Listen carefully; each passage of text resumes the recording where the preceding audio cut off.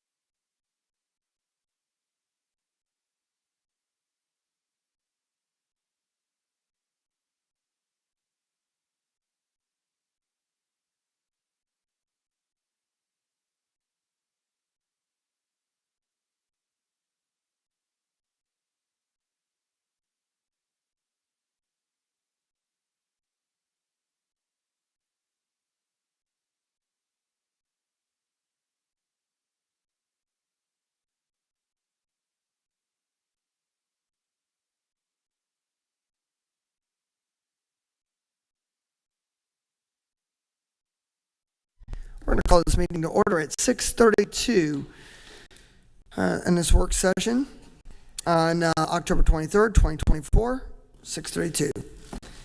At this point, I'm going to go ahead and give it the invocation, and then, Bev, will you please lead us in the pledges? Will you bow your heads, please? Dear Heavenly Father, as we gather here today, as we on this last leg of our work session, Father, that we get guidance, strength, Father, that we build the best document that we can. And we just have a good meeting, and we all work together. In your name we pray. Amen. All right.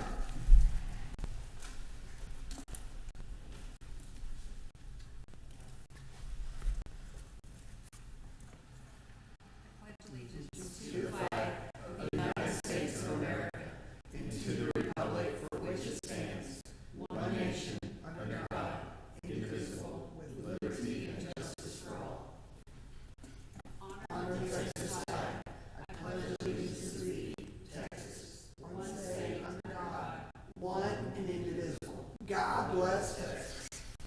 All right.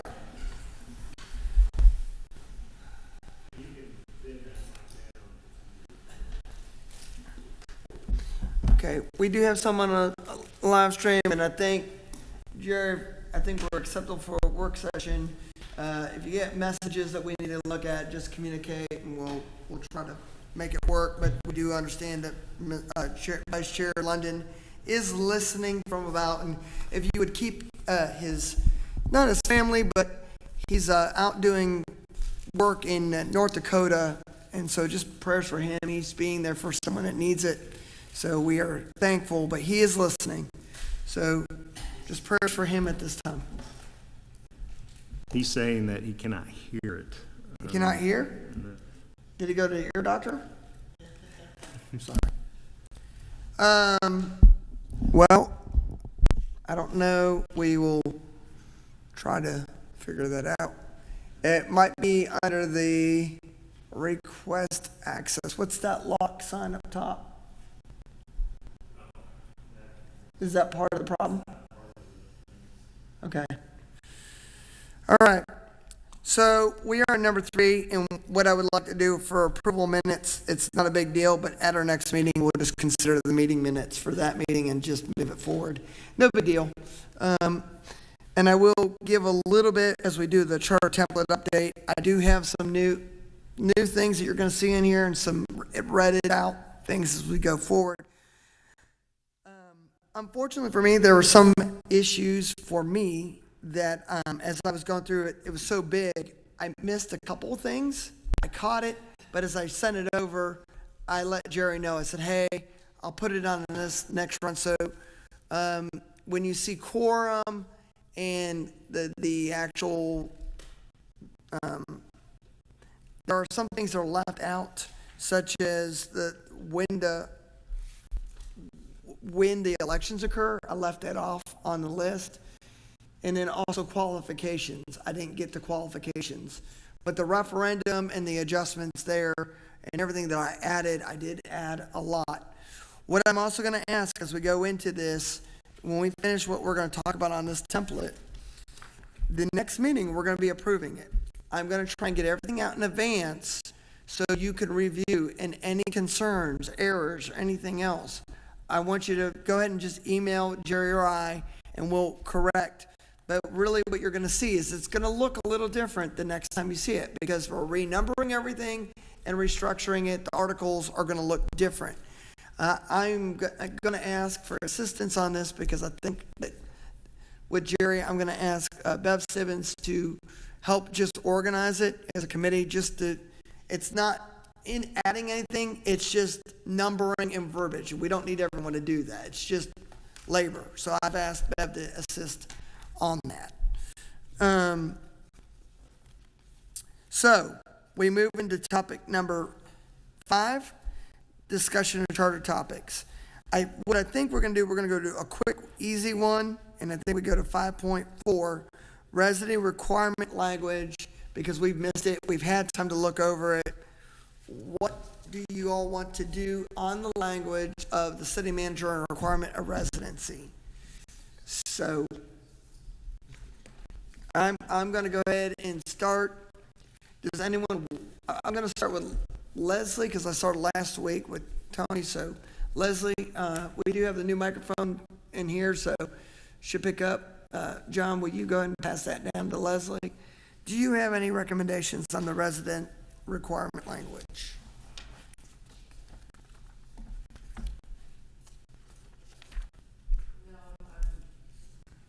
No.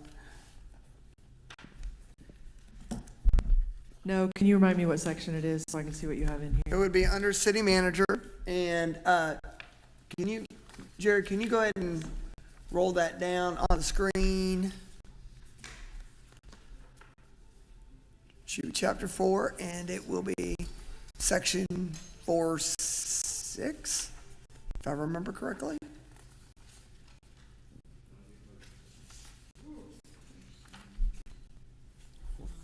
All right, yeah. Keep going. I'm Ends at 4.01, yeah, I see that. I'm good with this essentially as written. I'm remembering the conversation we had last time and. Okay. So we're just gonna leave it as reasonable time within such appointment? Or do we want to do within 6 months is what the discussion was? And then the other discussion was residing with the city, or do you want it within a county? So my opinion really hasn't changed. I have concerns about the talent pool being limited if we make it too restrictive. So I mean, I like this compromise of that they have to move here. Reasonable, I don't have a strong opinion on what that is. So if the reasonable time is allowing the council to decide it, Yeah, I'm okay with that, but I'm open to discussion on it as well. okay? Rich? I agree. I had issues with the town pool too, and whether or not we could pay them enough to live in the city, to move into the city. But it's not a hill I'm dying on. Okay. Karen? I'm good with what's written here. I'm pleased. Okay. Ditto. Okay. Well, looks, I always get shocked when I get the agreeance here. All right, Molly, what do you think? You had to say that, right? I did. No, that's good. I do like them to be resident of the city. I could say they could be resident of the county, perhaps, because we have a smaller city than most surrounding cities. For places to find somewhere to live is the only thing. I do think it's all right to let the council give them a time frame, because there's things that they're not going to be same. Any candidate will have challenges for moving, or time frames for moving, or family, things like that, right? So setting a hard date, I don't agree with. But residing within the area, for sure, the city preferably. So yeah, I'm not going to die on that hill either. Yeah, that actually happened, I know, in a city where the city manager wanted their daughter to graduate. And so they gave it a year time because they understood that the graduation, they were going to move, but they just wanted to make sure they graduated to have that child. And that was the last one. So they agreed on that because it wasn't a long time. So we'll go ahead and bring that back down to the end there. You can keep on going. Well, unless someone has something to talk, it's fine at this point. So I'm good with the residing within the city. I'd like to see a number at least on there, as far as a certain set period of time, and then have a caveat that could be extended by council. That way, there's at least a little bit of an expectation that, it's not a 2-year thing, it's not a 3-year thing. And if the candidate was exceptional and for some reason, at least then council could make an educated decision. But I'd like to see, whether it's 6 months or a year or whatever is amicable to people, but I'd like to at least see a date on there, because when you leave it open like that, a council could vote and say, oh yeah, they can have 6 years before they've got to move to town or anything like that. So are you saying like shall within 6 months, but may be extended at council's request? Or discretion? Discretion, yeah. Yeah, by council's discretion. Okay, I don't agree at all, so I don't Okay. think you made it clear last time. I think within a reasonable time could be anything to anybody. And so I don't agree with that. There should be a time frame. I think 6 months. If he's not a resident already of the city, I mean, 6 months is too long, in my opinion. So I think we should just give it to get it, take a vote, because I can't agree with this. Do you not agree? Okay, let me see if I can put some of your minds at ease. When we hired the current city administrator, there were no applicants from within the state of Texas. So the talent pool is nationwide. It was posted on the TML website where these types of people go to look. So I'm not concerned about the talent pool if we say they have to live within the city. I'm the one that's going to die on the hill of saying they're going to live in the city simply because I want them to have a reason to work here and live here and understand the decisions that council has to make. And I want them to be in favor of what goes on in our city and not live somewhere else where the rules may be different. And as far as salary, this is no secret, it's public record. The current city administrator makes between $130,000 and $150,000. They can afford to live here. So I'm okay with the reasonable time, as long as there's a caveat that council sets that reasonable time, because every other one in here says that. Okay, That within a reasonable time, at council's discretion, they can live here. I also am okay with, I understand the child thing. When my daughter was a teenager, I was looking at a job in Ohio, and I was ready to go to Ohio and live and leave her and my husband here so she could finish school. So I get that part too. I understand that. So I'm okay with the way it reads as long as it says the reasonable time is at council's discretion. I agree with Bev on the compensation. I think it's adequate, plus the pool, being nationwide. The thing that we could do is that give it that they would move here within 6 months, have that actually stated in there, and that the council could give them another 6 months on top of that. So that would be a year. That would cover anything that they had to deal with to be able to move here. well, would it be better not giving the time but allow the council to make so in other words, add the 6 months, but then the discretion may, within a reasonable time after such employment, at the discretion. Well, of but if council. there's a concern about the number of years that they could add on and keep adding on. You don't wanna to keep do it, then adding on. We could do a deal up to another 6 months on top of the 6 months they already have. And leave it at that. And, the thing of it is, they're going to have to be here. If they're going to come from out of state especially, they're going to have to be here while their child or whatever has to take place back home, sale of the house, whatever. They're going to have to be here anyway. They could already start looking for residents here, and now if they have to, it has to depend on the sale of their house from where they're moving from, then that's when the council gets involved and says, hey, we'll give you another 6 months. If I may interject, Dennis has been texting me. He said, initially, my position stands with what's written, and then he also said, I agree with Bev. The talent pool is larger and nationwide. They understand they will need to move to the city in order to perform the duties. Every city in the country does this, and these people know it. So, anyone have anything else? Because it sounds like I got two basic, I know, Roberta, I know you're against it in its entirety. Well, okay, if we do within 6 months and then council can add 6 more months, the whole term is only 3 years, right? So the 6 months for the term? No, That's terms of council. that's terms of council. This is the city manager. City manager would, It's the life of the, until he gets fired. or he quits. Okay, so, Yeah, this is a salaried city position.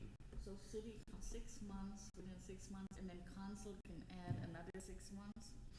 I think right now, the two options that we have right now is with 6 months, but the other option that I'm hearing is majority right now is the language as written. And what I'm going to propose is, I'm going to have a hand of, what? Add at reasonable time at council's discretion. So you're wanting 6 months? They define reasonable time. Okay.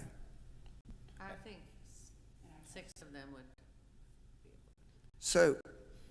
So I guess my question, do you want the 6 months and reasonable time, or are you wanting it as written?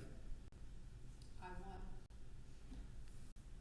would like to see as written, but the phrase added within a reasonable time at council's discretion. After such a. Oh, okay. Because that way it puts council, the onus is on council to define the reasonable time. Well, just say as determined by city council. That would be the discretion. It is on, never mind. All right. All right. So with that, the options that we have. John's got something. Go ahead. No. Go ahead. You're gonna say what I'm already going there, so go ahead. I was going to say something. No, I want you to say, I want everyone to have to say. This is not a rush. Is it on? I mean, Button? yeah, we're good. Good. Just a clarification on what I was saying about them residing in the county. The concern that, or thought that I had is, what if they couldn't find something to buy or live in McLendon-Chisholm? That we would, you know, if there's nothing for sale, because it's so great. With the subdivisions that have been approved. I know, but I don't. All right. John, what do you want to say? It sounds to me like, I'm good with this, and it does do what I originally was concerned about, which was provide the city council with discretion on how to deal with that, so their hands are not tied with a 6-month period or anything else. So when we see that they need not be a resident to be appointed, but once they're appointed within a reasonable time, they have to become citizens of the city. As determined, that reasonable time is as determined by council. I think from my perspective, that does exactly what needs to happen. Ultimately, we want them to live in the city, but also we don't want to tie the city council's hands as to in what time period that occurs. Okay. So that's how I understand it, and that's what I'm agreeable to. I'm currently opposed to adding a specific time in there just to add on top of that. But if that doesn't work out, city council still has discretion. Right. It's built into what we already have. Didn't need to be too wordy, but. No. So what I'm hearing today, I guess I'm going to leave it at this, and we'll go forward, because it sounds like all those in favor with it as written up there, will you raise your hands, please? One, Roberta, sorry. I have a question. Yeah. I have one more question. So it's like a lifetime position? No, well, it's not lifetime. Well, potentially. Could be here 20 years. Yes. Okay. So at one point, so as long as, if I would feel better if there was a limit, because from what I was reading in the book, the city manager, I mean, he gets, if we have a police force, well, you could actually fire a firefighter. We have a fire department. They have a lot of power, you know what I'm saying? And I'm not saying that, you know, the city council would do anything, should I say that wasn't honorable, but shouldn't there be a limit? Like 6 months and another 6 months? I mean, 1 year should not be. Well, again, I think the term of reasonable, what that means, and I think at this point, that's the discretion of the council, but that's when they're negotiating, right? And Yeah. that depends on what that council thinks is reasonable. Well, I guess reasonable means something else than from where I come from, because some of the things that commanders have said was reasonable has been like 24 months in a trailer with no heat at 5,000 feet in Virginia. So you see what I'm saying? If you know what I'm saying? I understand. So reasonable is a vague term. Okay. All right. A text from Dennis. He says, I get what Roberta's talking about. How about we put a council extension not to exceed 2 years from the date to hire? So as written, council extensions But no longer? may not exceed 2 years.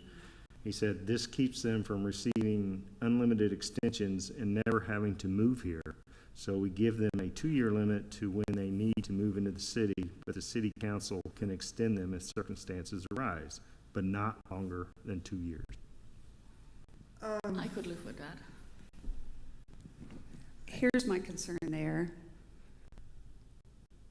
God forbid the chair turns over that many times, but you could have a new person in that seat every 2 years that never moves here. So I'm concerned on putting that long of a limit on it to not exceed 2 years. That seat could turn. It is a job, and if they get here and they don't like it, it can turn. Right, and the average, not that that is going to mean here, but the average life of a 3 years, if I'm not mistaken. Oh, I have no idea. So, yeah. Yeah, also, I just wanted to point out that the city manager's position is an at-will position. Correct. You can be hired today, fired tomorrow. That's right. There's no, Yes, sir. nothing like, it's just in and out. Yeah, we are in at-will state. Our current city administrator is under contract. Correct, Jerry? He has a contract. Doesn't mean this one will have a contract, but they're not all that well. Okay, All right. good point. That's why I said it, my understanding. And just for my clarification, does the contract say? Probably has a termination clause. Say it again? It has a termination clause, probably. Yeah, so the city council can vote to terminate him, but the contract would say what we owe him if we terminate him. Correct. Okay, all right, just wanted to make sure that there was something. Hope they had something. a little parachute.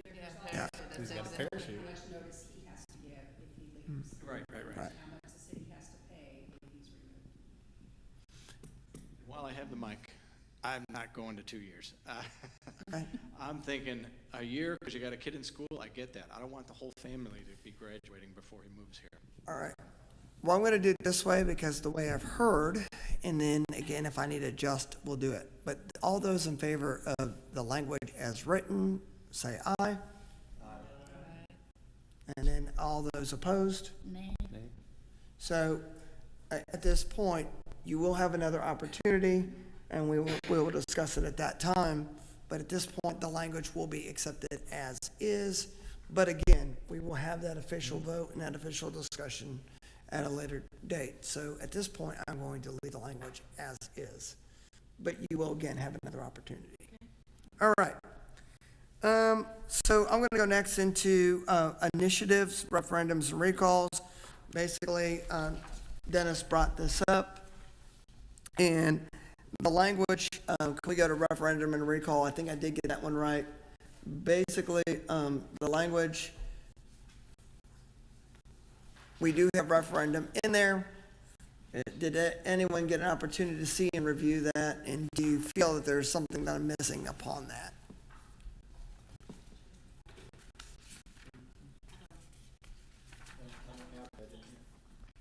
All right.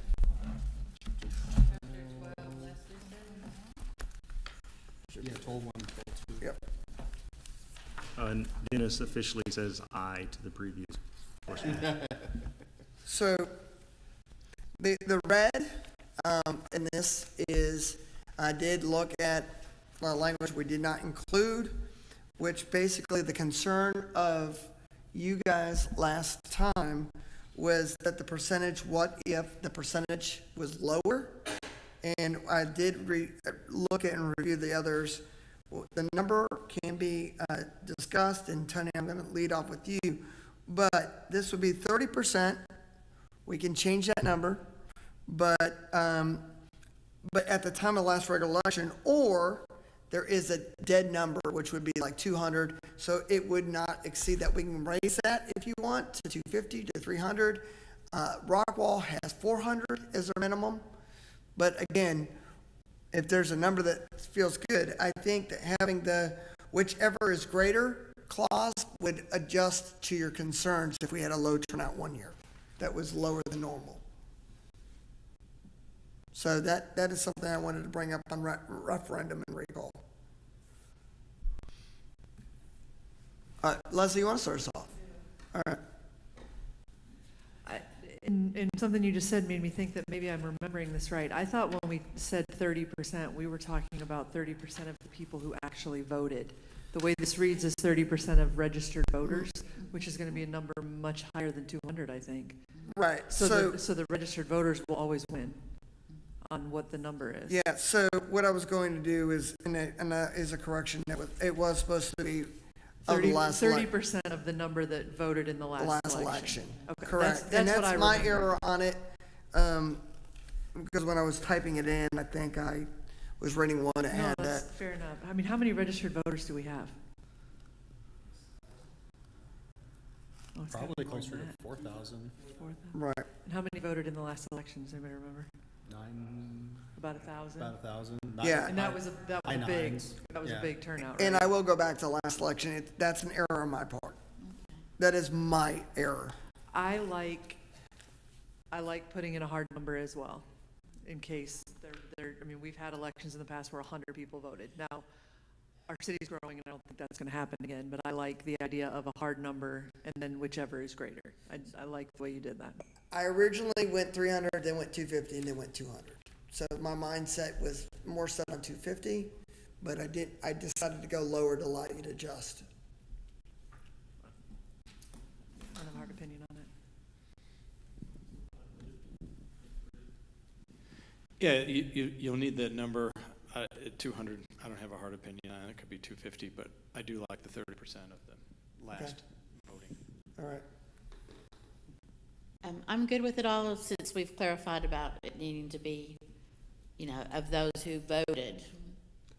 Yeah. Yeah, I'm good with Yeah, that. and that was my fault, and I got so focused on the additional language because what we talked about last time, I was going back and reviewing, okay, the concern was, what do we do if that was a low turnout? What happens if it was 100? And so I did take that into consideration. So I wasn't trying to add my own, I was actually listening to you and going, oh, here's language we could add, and I think this would make everyone passable. Do you like 200, or do we need to go 250 or 300? Anything? Beth? If the last election was a little over 1,000 voters, right? It was high. So close to 1,000. So 30% of that is 300. Correct. So granted, it was a fantastic election, and probably we may never see one that big again, but we hope that people are going to get involved and concerned. So do we start with the 300 number based on the last election? That's my question. And I feel like that's fair. I mean, it actually gives us, we have a hard number of Right. where it came from. Right, we can logically come to that point. Correct, we should have more people come vote, I agree. All right. So I'm going to just ask, I don't think we have to vote on it. 300, is that the number we're going to go with? Yeah. All right. All right. Does the language on 12.2 then need to be adjusted as well for registered voters? Yes. And whatnot? Yes, and I would make that change. And it will also need to be on 1207. And you notice on there, I said the last regular election. But I think that's where where I got, I'll fix on the last election. So I'll get that fixed on both. All right. Last week was not my best week, just saying. So anything else we need on referendum, any concerns at that point? That tells you how we get there, and that's what I feel like that's clear at this point, but if anyone else wants to talk about that. On the PAR recall, signed by the qualified voters equal to number at least 30% of the register at the time of the last municipal election. So I do have it there in 1207. So I'll put that language. And then also, I did add limitations on recall. This is what we were revisiting, and what I did put on that language, I just want to make sure.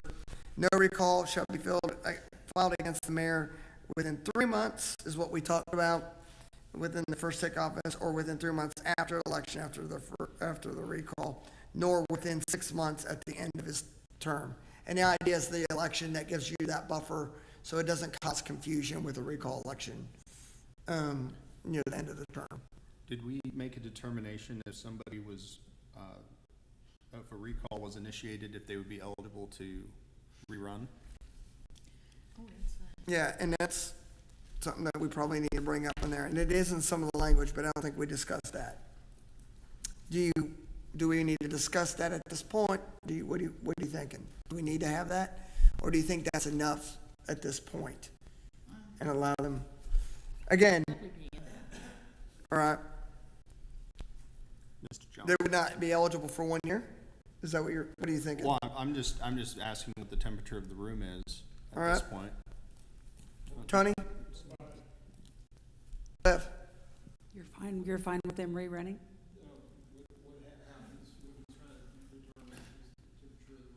Yeah, I'm just curious Whether if they, anyone whether has they a, could rerun or yeah, not? if anyone has a strong opinion one way or the other. So we recall the mayor, and is he or she then eligible to rerun against the other candidates? If they run again and the voters, gosh, that's a- Not that's a eligible within 1 sticky year? wicket.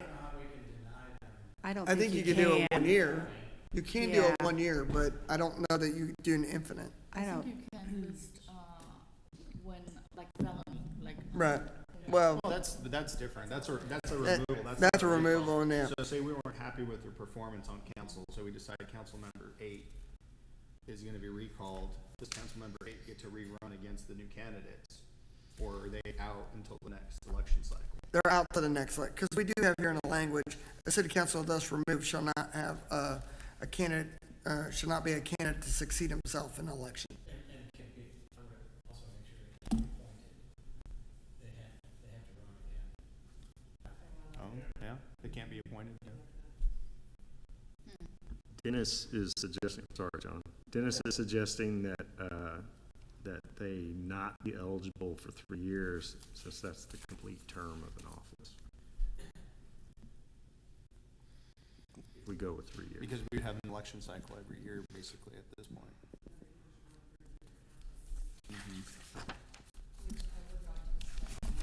Okay, good. John, Jim, Mine's just a little detail here. Do you have it his term? In there, it just says his term. I'll adjust it. A lot of them are. thank you, I John. tried John. I've been doing day and there on majority, but again, I don't know what happened on Sunday. I was not feeling my best on my A game at all, and I apologized to Jerry, and I realized I was not on my A game. Just for the record, I don't really care what Bev does. That's right, Bev Well does. played. Well, a lot of them still have that language, so. I thought I caught the majority of it. Yeah, there's one in our notebooks that's, it's he all the way through. All right. Well, the good news is did I mention that Bev is helping me rewrite in language to make sure that's clarified? There's a reason why I selected her to be my editor on this. We need to search for the pronouns. Yep.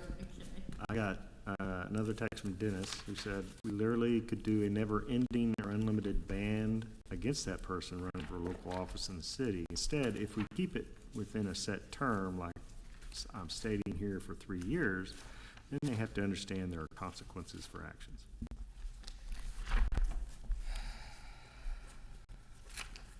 I'm trying to see if I can find. I saw in the town of Trophy Okay. that they add an election after the recall, and they automatically put the person who's been recalled on the ballot so that they have a chance to see if the voters really want that.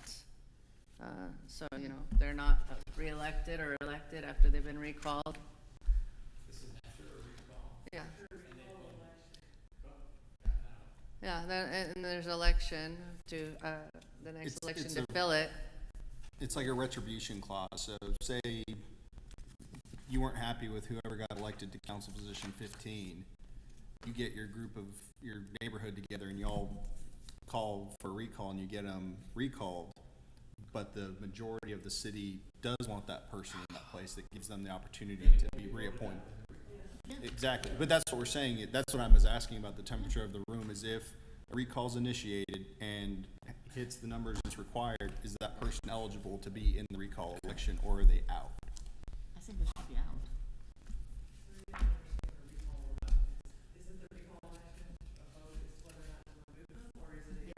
It's to replace them. It's to replace them too. It's to refill the seat.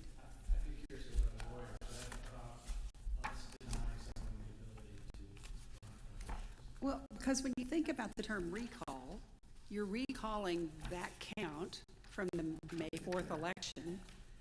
So you almost have to give them a chance to run again, because it's a rerun. It's a redo.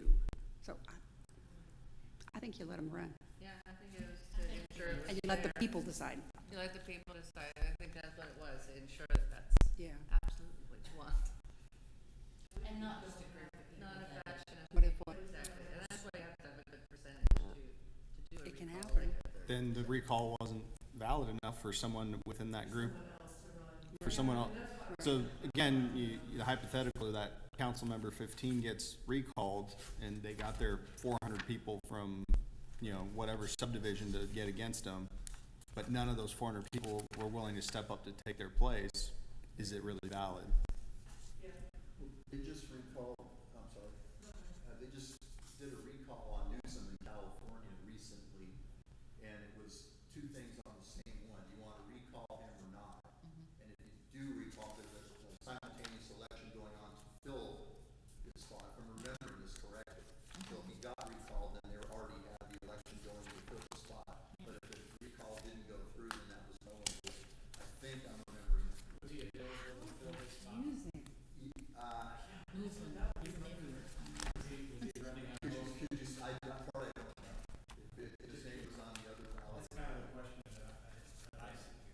Interesting. I hope a little town doesn't ever do this. And that's just kind of my reasoning on the recall. For me, I think they should get an opportunity in case it is a retribution thing. But if there was a large enough group of people to put that together, there ought to be somebody within that group or at large willing to run against them. If they got recalled and no one ran against them, well, then it's the fault of the folks that conducted the recall for not having enough ducks in a row, I guess. I don't know. Because a recall is not to do with anything if they did anything bad. If they committed a felony, Yeah, they're going to be no, removed I on know. other grounds. I know, we always bring up the voter and the average voter. I mean, I just spent 40 years in California and, I don't know. I mean, Well, but you would hope those X number of people that signed the petition to remove them, whatever that number is, they would all come out and vote against them. You would you would hope. think, right? Well, yeah, but, voter apathy, you never know. I think legally we could say after somebody's recalled, they can't run in the next election. They would have to wait until the election after that. I think legally you can do it. I mean, if you just read through this book, there is things in here that, and the other ones like Amarillo, there is things in there, I don't know how they passed that and nobody has taken it to the Supreme Court. And obviously, because I know they would lose. I mean, I know on the gun thing they would lose. I know for sure, I know for certain they would lose. But, so I don't see how there would be a legal question if somebody gets recalled that he can't run like in the very next election, but that he would have to set out an election before he could run again. I don't see there's a legal problem to it.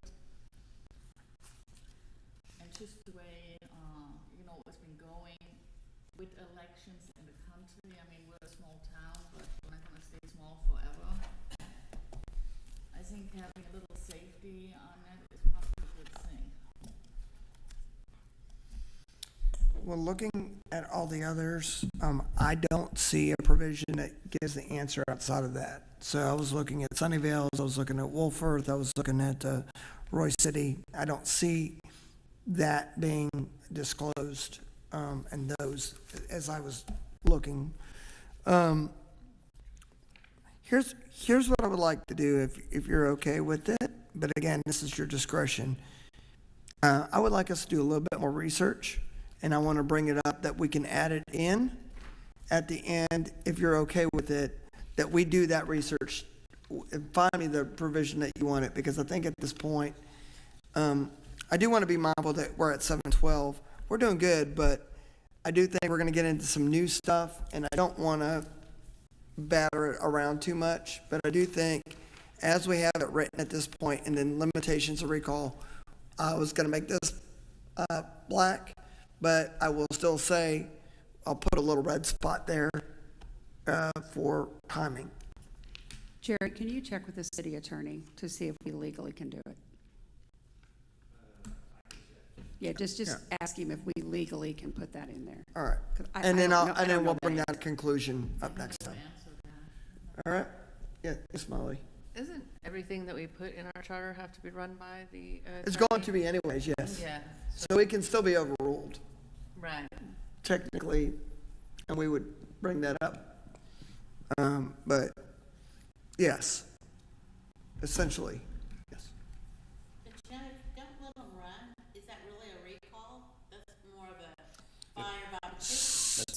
That was kind of my point. So if you look at the language up here, that we scroll up, Jerry, they aren't eligible for the recall. It would have to be the next election that they would be able to run. But that's fired by petition. The way this reads is not what you guys just described to me. Because this is a recall election, it's do you want so-and-so removed? Right. It's not a who do you want, and then they run. Like, so the way this is written is the way I was thinking, where it's truly we all go vote to we're removing it or not. I'm sorry. Against removal and for, yes. Right. So Heath has that in there with the ballot where it's, is this person to be removed? The way we're describing it, the way I'm understanding it is if I get 400 signatures, I can come to the council and be like, hey, 15, you're out. That's the way I'm interpreting it, the way is as written. So basically, this would be, they would be removed from the ballot. And then that's the question I have is then when they remove them, then the council will appoint someone for the duration of For that duration. term. So But there is then- no election. But if there were another election, I think the point is, and I thought that, yes, council thus removed should not be a candidate to succeed himself in an election called to fill the vacancy. So someone could be appointed. That next election to fill the unexpired term, he cannot be that candidate for that unexpired term. For appointment. No, can't unexpired term. He would not be able to be that, he could not succeed himself in an election for the vacancy created. In an election, but we don't usually do elections for unexpired. No, that's incorrect. So you do. So here's how the process works. The mayor would appoint, but if it's a longer term. Wait, before you go on, Okay. when does the mayor appoint? After you get the signatures, then there's an election, there's a recall? No, after the recall election. After the recall election? If they were recalled. For everybody, and they vote him or her out. Right. Vote them out. Then someone's appointed if they vote him out. Or her. Correct. So what would happen is, once they've been recalled, they're gone. The mayor would then appoint. Now, let's say that position had another year or 2 years left on the term in the next election. Let's say that person could not run for that position. So, yes, that would have to go back on a special election. He cannot qualify for that special election Special election. because it would be that same seat. But they could run in the next election for one of the seats that is open, Correct. or that is up for And a expired. full term. Correct. Okay, I got a whole host of text from Dennis, so I'm All just right. gonna read it off. Good. He said, I agree with giving that person a slate on the ballot simply because it does actually provide the true voice to the voters regarding that elected official. We don't want someone removed from office with only 200 people signing a petition because they may go against the majority. And then he made a comment that it's hard to hear because not everybody's using their microphones. Then, once defeated in the recall election, they are not eligible to run for office again for 3 years. We went in a couple of different directions. A recall is literally a recall election to see if if people would be willing to vote for that same person again, or if they would pick somebody else. All I'm looking to do is add a caveat where if that person is removed from office by failing to receive the majority of votes in the recall election, then they are ineligible to run again for a city council or mayor position for a period of 3 years. Someone will be appointed to the position should the person lose. The recalled person cannot be a candidate for council or mayor in a following election for a period of 3 years. That's what So, again, I think the term is what we've done is we have to check with the attorney that that's legal, that we can do that. And I think that's what we're gonna ask on that. This is the trophy club, where they talk about, Use a mic, and John's got it. So let him go first. I keep hearing the same thing, that I want to clarify this, the 200, minimum 200 votes, or is the petition. They're not going to, you don't have 200 people signing a petition and the guy's out. You have to have the recall election. You have to recall him. Yeah, I keep hearing some people say that it's just when they put that you were saying, I think it was, that 200 people or 400 people or 300 people could remove somebody and you're going to leave them on the ballot. I was very confused by that. Okay, so 300 people is the number that we're using. Is to start a recall election, you have to at least get 30% or 300 people on a petition to begin the recall, Right. which would then enter to an election. Yeah, but the voters are still going to be able to vote. Correct. Yeah. So, but I was hearing something different than that. No. Twice. Okay. No, I think where you're getting, where the crosstalk is it's getting confused with what happens after they get removed on the election process. Do they get to go on the ballot again? And that's where I think we're having. So go ahead, Melody. yeah, I think that kind of goes along with what they put here. They have quite a lot of things in the scope of recall. In the Trophy Club one, it's got incompetency, official misconduct, malfeasance. It puts it all out there, and then it has the official ballot. Any officer so elected shall hold office only during the unexpired term of his predecessor. Any person sought to be removed may be a candidate to succeed himself, and unless he requests otherwise in writing, the town secretary shall place his or her name on the official ballot in the same manner as provided in Article V. So this says that they have a choice to be on the ballot or not, but they're automatically put on the ballot. So it has a lot of language to do with that. I'm not going to read it all. Okay. Y'all can do that. All right. So I think at this point, as is, I think everything else is good to be in black. What we're going to get is the 3-year or whatever. We are going to discuss that next time before. What I'll do is I'll put that as a priority right before we just, and then we'll go into moving each item. All right? All right. Okay. Anything else on this topic? Because I'm moving on to the next, if not. All right. So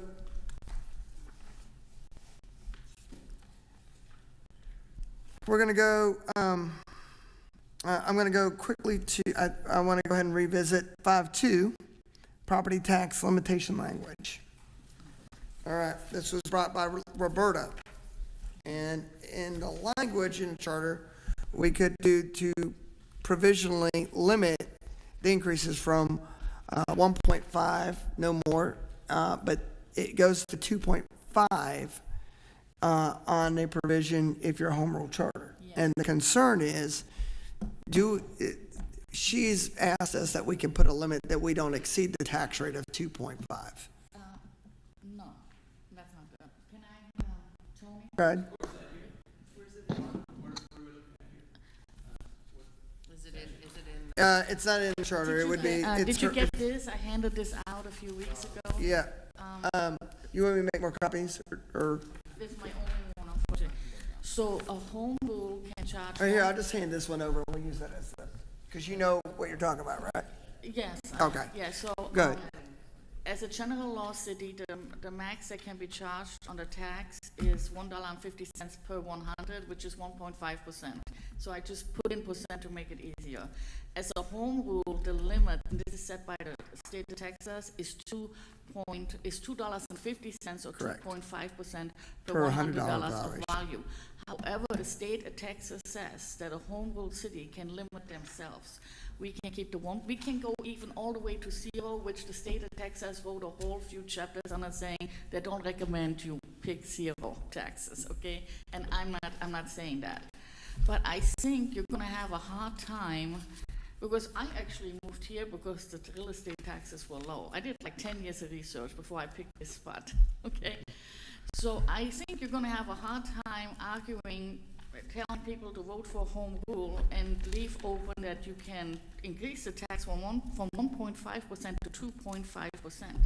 Now, we can limit ourselves, and that supersedes Texas state law. So we need to pick a percentage and agree on it, and then that supersedes Texas state law. That's really all that is, and I just put numbers on it just to make it easier. Do you see what I'm saying? Well, and it's looking at the number, I want to be clear where we're at right now. You do understand that we are at .09? Yes, Okay. that's why I picked this But- place. 89, sorry, yeah. I thought it was Yeah. .09. No, because it just got adjusted, you're right. No, it just adjusted down. Okay, yeah. So, take it down. again, what the issue is, again, I understand your point.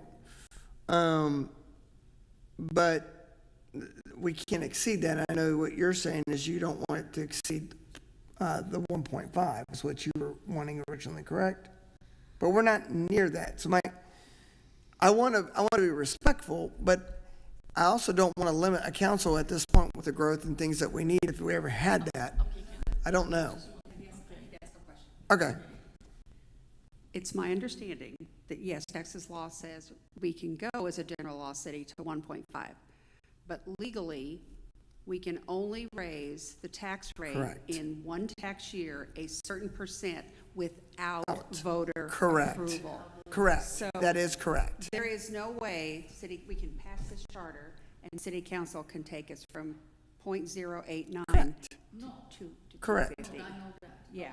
So, and it would be by voter It's approval. all voter approval. So the point is, I think the issue is, you're still gonna have a vote, and that limits are still, I mean, we did have a recall election, or a rollback election, not recall, sorry. But we did have rollback, and we did do that. So I understand your concern. I do take it seriously, but I just don't know that that fits at this point. And but I want to give that time, and I just don't know that I want to necessarily, we're doing a good job as it is, but I understand the concern. I do understand the concern.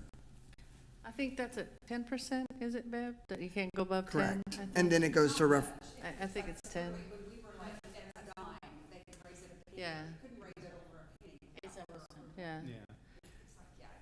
And we have adopted here in McLendon-Chisholm, I believe, a senior cap on property tax?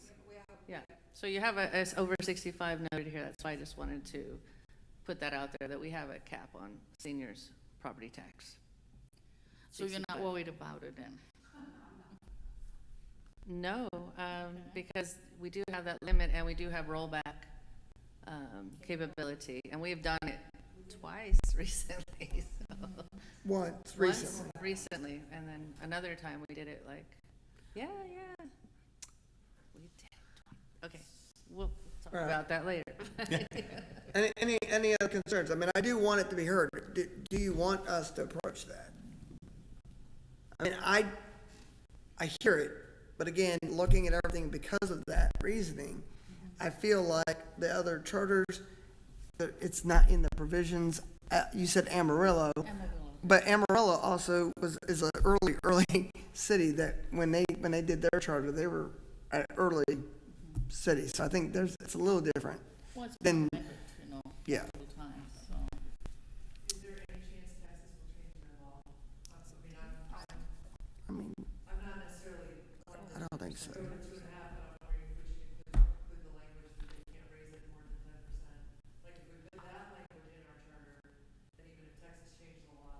Well, anything that anything that the state law does, state law supersedes anything we do. So, no, it negate whatever state law is, we have to follow it. So if they did it on their end, it would basically, to that point, we would have to adjust the charter at that point, because we'd have to follow state law. So if this charter is voted for, approved, it will, the tax will then default to whatever it currently is, which is 0.089. No. It doesn't default to that. So, basically, it's saying that you can't set a limit of 0 is what they don't, you could, but they don't recommend 0. No. They're saying the ceiling for general law was $1.50. $1.50 for. And then for charter cities, it's 2.5. And what is it now? Or 250. It's .089. This doesn't, it won't affect our rate at all. It's just, she was No. talking about putting a ceiling on them, capping them. like- I think the law provides enough comfort that I feel that we're at state law, there's not a necessity to that. I understand your concern. I just don't see us, I don't see it, and I think you're gonna get into the argument. What I'm afraid of, here's the part, when you put it hard language like that, and if the state law did change, and it did give an increase or decrease, then we have to come back and make that change. And I think state law makes it, and we've been trying to follow more of state law where it fits. And it's been 10%. And we can't exceed it, and we can't exceed it by state law anyways. So state law's gonna trump us. So in 10 years, it could be 1%. Could. Yeah. and It could also be .001 theoretically. Right. No, 10%. Well, yeah, now it's what, 10%, or less than 10%. It's So like, let's say it's 10 cents right now for easy math. They could raise it a penny next year. They could raise it to 11 cents. Yes. Then the next year, it would be 1.1 cent. It would take a century to get to $1. Yeah. None of us will be here. not have to agree. Yeah, All right? yeah. I just want to make sure I had the discussion. Okay, yeah, I'm good with it. All right. And this can be reviewed in 5 years and change. Correct. If something I- astronomical is happening. All right. Yeah, All right. eliminate property taxes. So, Yeah. No, I'm with you. I'm with you, Rich. I'm a believer. anything else on this topic? It's 7:30. Does anyone need a break? We've been 1 hour in. Break? Okay, we're gonna keep going. Anyone wants to let me know, just casually walk by and hit me in the back of the head, and I'll take a break. Yeah, Rich, thanks. I knew there was always one. All right, we're gonna go to 5.1, boards and commissions. So, this is gonna be open-ended. Language that you would like, and also, what boards do you want to see? There has been some requests of an addition to a park board. Also, there's been requests to a economic development board. And then also provisions of P and Z.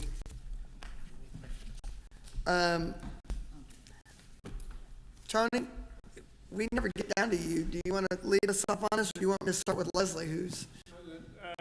I guess, so what we're establishing is how the boards will be made up, or who will appoint The the makeup boards. and the design and what their roles are, like what they are expected to do.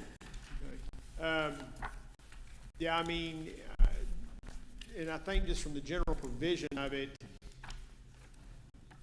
probably we need to make that guideline now, because even though we don't have several of these boards yet, I guess maybe just a general provision, the guideline of how the council creates them, who can serve on the boards, that type of stuff. I mean, I think that's all we need in here. But there needs to be something, because there was even last night's council meeting, there was talk of a request to create a park board. So what I would what I suggest us looking at, Sunnyvale's Boards and Commission article, I think can address our issues. Can I make another suggestion? Sure. Sorry, Mark. You're good. We currently have ordinances for planning and zoning and board of adjustments that outline how the city appoints, who they appoint, what the terms are, the number that they appoint. We should probably look at those and see if we agree with what's in there and just adopt it. I will go on the record of saying there is something in the Planning and Zoning Commission that I do not like, and that is that they allow ETJ members. It wouldn't. That was a question I had, Yeah, whether or not we would allow. yeah, because if you read through these others, they say you have to be a resident of the city. Planning and Zoning allows up to 2 ETJ members per the city ordinance. And good or bad, I mean, I can see both sides. I think you have to be a vested part. If you're going to be part of the city and you're voting, do ETJ members have a vote in the city? No. So I And- think but- that answers but- the question to my opinion. Planning and Zoning is an advisory council only. Right. They only advise council what they would do. So- They have no law. So maybe it's okay to have them there. It's always been a concern of mine. And I would say that with any commission, and I think, but we could put that under the language. So, Why not? Just ask the question, why not? why not? Yeah, why can't we put it in the language? I think we can. We can. No, we can't. We can. Oh, we We can. I can. thought We can. We can. But then the other question, and this is probably a legal question, since the ordinances already exist for the formation of the first 2, Planning and Zoning and Board of Adjustments, will the charter supersede that ordinance? Yes. Okay. Yes, Yeah. yes, the attorney answered that when we were here. Make sure that I was right. Yeah, the charter will supersede all existing ordinances, Correct. was my understanding. Yes, correct. Yes.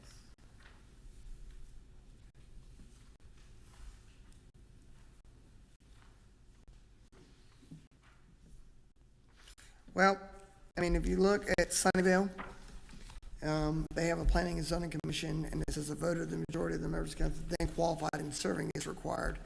So my question is, under the qualified language, does that suffice? What's the qualified members? I mean, they have to be a qualified voter in the city. Yes, I like that.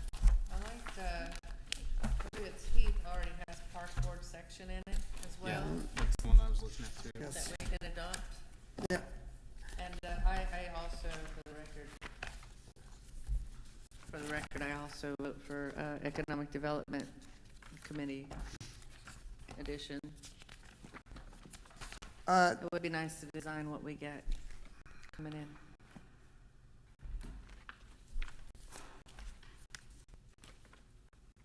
Yeah, so if you look at chapter 9 of Heath, so if you go to Heath, section 9, it says, the boards and commissions say that shall create a planning zone commission and shall appoint 7 members, each or shall whom be a citizen of the city of Heath, and members shall be appointed for 2-year staggered terms. Such appointees, so to your point, that language is clear on them being a citizen. The only difference for us there is we have 5 members and how many alternates, Rich? 2? So we have 7, but they're not all 7 regular members currently. Do you want to make them all members? What do you, well, here's the problem if you do that. Your quorum gets bigger and you have no alternates to step in if somebody can't be there. I think that's the point of, if you put in language that are, of our terms of them missing the boards and the removal process, and, I think 5 works well, because with 2. I would agree. In the, on deck circle, because then even at a late notice, when we have some late notice meetings, we were still able to get 5. Well, and you also have late notice absences, and you're able to get somebody to step in. So Right. I like the regular and alternate scenario. because we also have it on Board of Adjustments. We have 5 regulars and 3 alternates. Because we have to have a supermajority vote for anything to be approved. We have to have a four yes vote. So we always have to have at least 5 there. And sometimes life gets in the way and it's hard. So I like the regular and alternate scenario. Okay. So, question here on the park board, since we're in that section, the words "the council may appoint." So they're not saying that they shall create that board, they're saying they may appoint a board, so it's provisionally may, not shall. So we don't have to have it, we're saying that you may create a park board. So it's a may, not a shall. So it's not, it's prohibitive, it's permissive language, not prohibitive language. I think we could make that a shall if we wanted to, and it's not a bad idea because we want to sort of preserve our trails and our park areas and green areas. If anybody wants to talk about that. But don't we have something also already in McLendon-Chisholm about if you don't come for 75% of the time to your meetings, or 3 consecutive? Right, Yeah. right. So we And have we would that. use that language as well. We'd use that language. Sure. And I think that's in the Sunnyvales, which is what I was trying to do. So, Yeah, I've seen it lots of places, but I know we've already done it somewhere too, for us. Yeah, ordinance. I like having, sticking with the 5-member P and Z with the alternates, I think makes a lot of sense. I would imagine that we'd want to kind of carry that across the board with all of the boards at that point, then if we're going to do 5 with 2 or 3 alternates. A park board with 7 seems kind of excessive without any alternates. And then I'm on board with an economic development board verbiage as well. and for which one?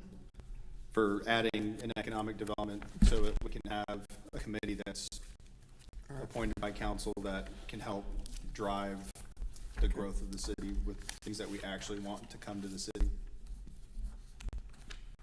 And would you copy the language like the park board as a may, giving the permissive language?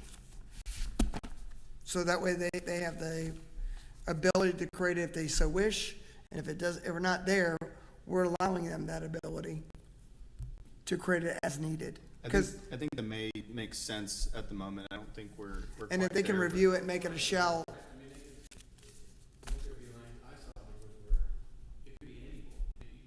correct. but any board, correct. That but- there is still gonna be that provision. Yeah, P and Z and Board of Adjustment are definitely shalls, but Park Board, Economic Development, and then the language for other boards and commissions all be made. Leslie. Oh, you're fine.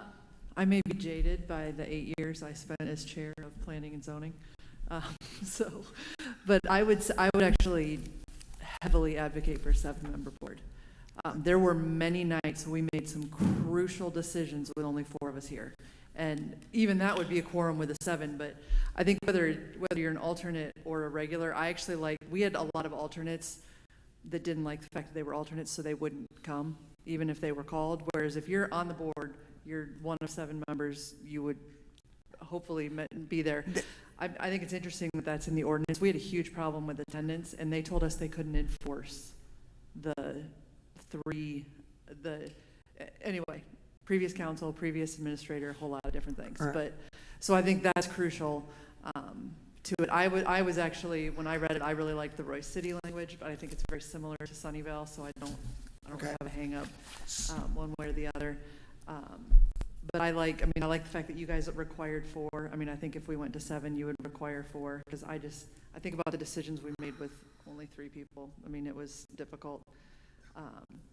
The other thing that's in, at least, I think it was in the Sunnyvale, but it's definitely in the Royce City that I think, and I might be getting ahead of myself here, but I strongly feel like in section 902 of Royce City 3, it says a vote of 3/4 of council members or 4 votes, whichever is greater, is required to overrule a recommend of the commission to deny something. Because we also, again, this is where I might be jaded, but we got overruled without discussion. and the public didn't come out because they didn't realize they had to come to both meetings, and I just think it's super important. So you want the 3/4 I majority? want, Super yeah, majority. I want a super majority to overrule a Okay. P and Z recommendation to deny something. All right, I like that. okay. Yeah. So, we're gonna agree on super majority? Is what I'm hearing? Yes, P and Z denial, yes, absolutely. all right. That's, So, Rich, you two alternates are coming to the P and Z meetings most of the time now, right? That's what I thought. Okay. Super majority of council. City council.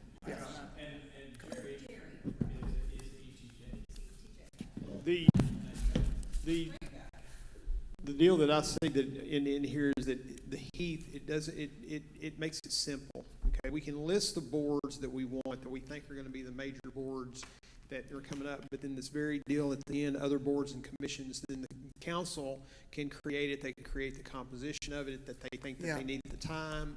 They can do all that stuff and leave it up to the city council to sit there and establish, something. If we want to put the language in there about how the park board might be made up, or economic board, or board of adjustments, or whatever, but leaving it to the council to make that decision at the time of the creation of the board, I think is probably more important than anything to me.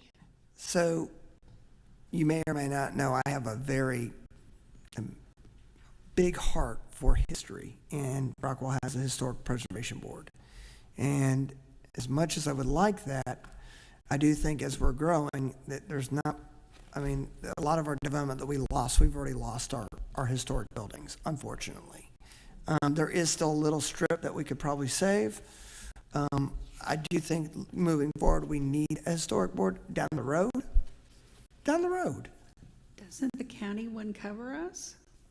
It's a county historic It foundation, is, right? but I mean, I just think about our volunteer apathy. This is- yeah, It's a well, small group, Mark, unfortunately. I'm in the minority. I think there's never enough I history. get what you're saying, but the county has that organization. It'd be like you saying we need a library. I'm not. I'm just saying. And I'm whispering just because. I'm trying not to allow. Again, I got my start on the historical board. There is one thing I would like us to consider, and I will give you my reasoning. Is in the Rockwell Charter, is that we have a ordinance that board members can't serve longer than 6 years. And my answer to that is it can't be longer than a council member's period. Because what has happened in the past, people kept getting appointed year after year, and they lasted longer than the council member that selected them. And the old ideas on the board, so the council member was off, but their ideas and their influence still lived on with that council member. And that caused some issues. But wait, I know. so P and Z terms, Board of Adjustment terms are 2 years apiece. Mm-hmm. When your term is up, you are reelected by that current council.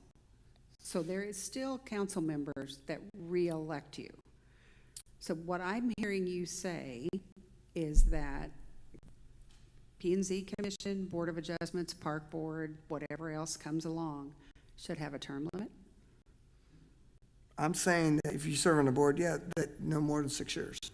So you have a 6-year term limit. So, and just so you know, the county commission, the historical commission has a 6-year term limit. And that- After a year. Okay, because I'm just going to tell you right now that the day this would be voted in, you no longer have a Board of Adjustments, because we've all been there more than 6 years. Well, it doesn't apply to that, and I can get you confirmation on that. That new 6 years would start after the charter. They still can run. Okay. I can get confirmation on that, Okay, but they'd be grandfathered in. The 6 years starts, the clock would start with the charter. correct, with the charter, is the way I would understand that. So the next if they got appointed, they'd have 6 years. But if they were on the board currently, they would get the 6 year, they would get the additional 5 years or whatever. So technically, my 12 years goes away and 6 starts over. Right, essentially. Once that election process, once that board selects you again, that term. And we already have language that you can't be on multiple boards, correct? Well, that's the other point, was that we want to have language that Oh, I doesn't, don't think we do. we don't I don't- currently. No, because we only have two right now, so I don't think we have that right now. Do you want a provision that you can only serve one board at a time as language? I think so. Okay. Can I interject something from Dennis? All right. He said, can we make attendance a mandatory perspective on a certain percentage for not just the board members or committee members, but also the alternates? Can we meet with and have our city added into the county? I like what Bev is saying for the historical board only. I don't know that you could put it on the alternates, since they're alternates, they're call-ons if the primary. Yeah, I think that's my argument, that they might as well just be a full board member, show them or not. I kind of feel that honestly, a full board member, if you're going to be on there making decisions, I feel like it should be. I understand why you did it alternates in the past, but I think that we're a full city now. I feel like it should be a full board. I think it's different. I think we were in our rookie stages. We're now the major leagues, and in the sense of, I think you have to be more invested at this point. All the boards wouldn't have to be 7 either. No. We could do each one differently if we wanted to, right? Yeah.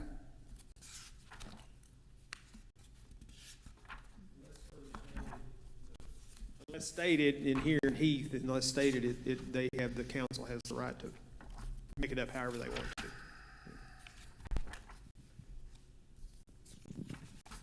Do we need to put a provision in that they're unpaid positions, that they're voluntary?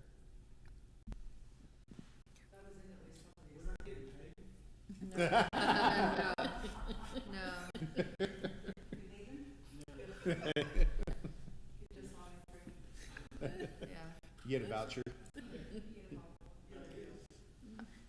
I think it's important to note that we're talking about boards and commissions, and if you say you can't serve on 2 boards, you can still serve on a commission and a board, right? Because we are. I think what we could say, could serve on an ad hoc committee. This is called the commission, right? Mm-hmm. And there's 1, 2, 3 of us sitting here that serve on others. So Rockwall says individuals who are qualified voters in the city may be appointed to serve on 1 or more boards, commissions, or committees. The city council may, by ordinance or resolution, consolidate the functions of the various boards, commissions, and committees provided by in this charter. So we could do it by ordinance and allow them to make those terms. So that way, they're deciding the size of that board as needed, so that we're giving them flexibility by ordinance. I think on future boards, that's probably fine, but I think on like P and Z and Board of Adjustments, I'd like to have a set number. Especially when we're talking about having to have majority votes and super majority votes. Yeah, I don't want council to be like, oh, Right. P and Z's 2 or 3. Well, and with Board of Adjustments, because it's quasi-judicial, there may be some Yeah. state guidelines around how Right. many. Well, and all of them do carve out specifically, just so you know, the specific carve out in Rockwall's is planning, and then, of course, Board of Adjustments. Those are the 2 required Yeah. ones. I think everything else, even including their park board, is under the provisional ordinance. That's where I like Heath with the park board to not more than 7 members. I don't mind that language being in there because it could be 5, it could be less, but it doesn't need to exceed 7. So do you want to go ahead and do, what's the feeling on the park board? Are we going to include it then? Do you want those included? The park board included in our language this time? I like it with the may, I like it with not to exceed 7. You know, that gives the council the flexibility to enact it when they feel that we are at a place where we need it. It gives them some guidelines as to what the expectation of that board is. And then that language in 9.4 gives them the flexibility to create whatever other functions they feel that they need. All right. I like shall, I still do, for economic and board, because they're not paid positions, and there is administrative things to do with it. And anytime you start soon, I mean, we could have just limited sort of planning things or preservation or something to do with it. It doesn't have to have a whole bunch of duties. But it does say here, I mean, already that they can create any ones they want, so why do we not put specific ones that we want to be in there? So, You know? park You and I board, are on for economic development, for sure. Yeah, for sure. Is there another one in here already that we can look at in another city? Each one had parks. no, there was one that had it. Oh, actually, I didn't look into it. There was. Dennis wanted me to pass along that he is opposed to having the park board on there. Okay. He didn't like grass or trees? What? He missed Lauren Lichty's talk last night.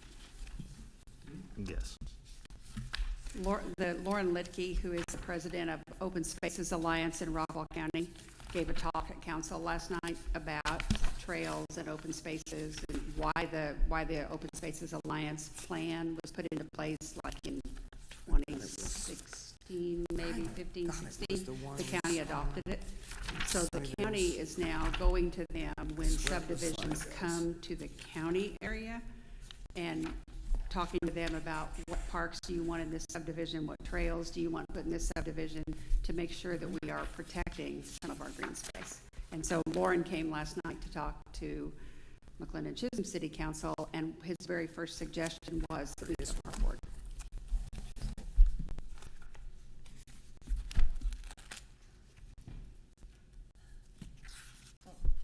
I'm going to add to what Bev was saying, that I believe that in the master plan for the Open Space Alliances, they want to connect all the trails, right? Is that right? Yeah.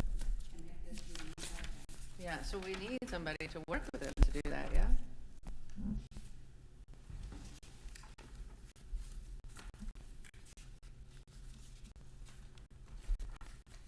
We're looking for economic development language? Probably But there was one. Amarillo. No. It was, Economic development. I mean, Rockwall has an economic development. but it's not in the language. Department. But it's in the permissive. Yeah, that's already C. It's a standalone and it's by ordinance. It's by ordinance, and that's the tax base. So I just have a question, similar to what the conversation we had about the county historic, whatever it's called. Why do we need a city park board if we have a county organization that's I mean, did they not have any authority? I mean, is there a reason we can't do that with the county, just like we talked about with historic? Right, they would not have any authority to come into the city and tell you what the park had to look like, what the park had to have, any of that. They could just come in, they would come in and look at the area and say, yes, this is a good place for a park. This is our connectivity trails and where we think they should go through your city. But they couldn't tell you what the trail needed to look like. They could advise you, but they can't govern. So they're not a governing group. Okay. So, So I would just, to go on the record, I'm kind of with you, and I am 100%, I love green spaces and trails and all that, but I feel like the park board is a may, and planning and zoning and board of adjustments are a shall. correct. That's just my opinion. Here's, And I'll just add, Dennis texted, the open space is alliance is different from a park board. I'm fine with the open space alliance. They can talk to the city council. We don't need a board of people to make that decision for them. But we do need an economic development council. That's half of it. But it's good to have the people dedicated to designing things like that or facilitating for the council, advisory type of situation like P and Z, to my mind. Sorry, go ahead. no, I'm just thinking, every time we go to this and what it looks like and what it will be, my concern is, and I understand where Lauren, when he talked to me about it, about the May and allowing and creating the park board, the recommendation, always that advice when I served on council many moons ago, was you don't tie the hands of future councils. And I feel that if it's permissive and not a shall, like or like planning and adjustment, those are shalls. I feel that tying the hands in the lost by ordinance, I think it's not prudent for us to create things outside of what the scope of the provision is. I understand we want a park board. What I would suggest is we as the citizens, when that time comes, we talk to them to make sure that they create those boards. And they do that. That's their will. But I think us going and creating and handicapping councils and binding them, I don't know that I agree with that. If it's a shall, I think we put it in there. The provision is that they may create any additional board by ordinance or by condition that they feel deem fit, and allow them, because there could be limited ones, like we had the firefighter, the fire station committee. That was limited. Allowing them to create any way that they've designed, allow them to create their commissions as they see fit and dissolve them as they see fit. Allow them that discretion. But when we start getting into you shall do it or you may do it, you're forcing them to kind of what happens if it never happens, or what doing a shall, and we don't have a park right now.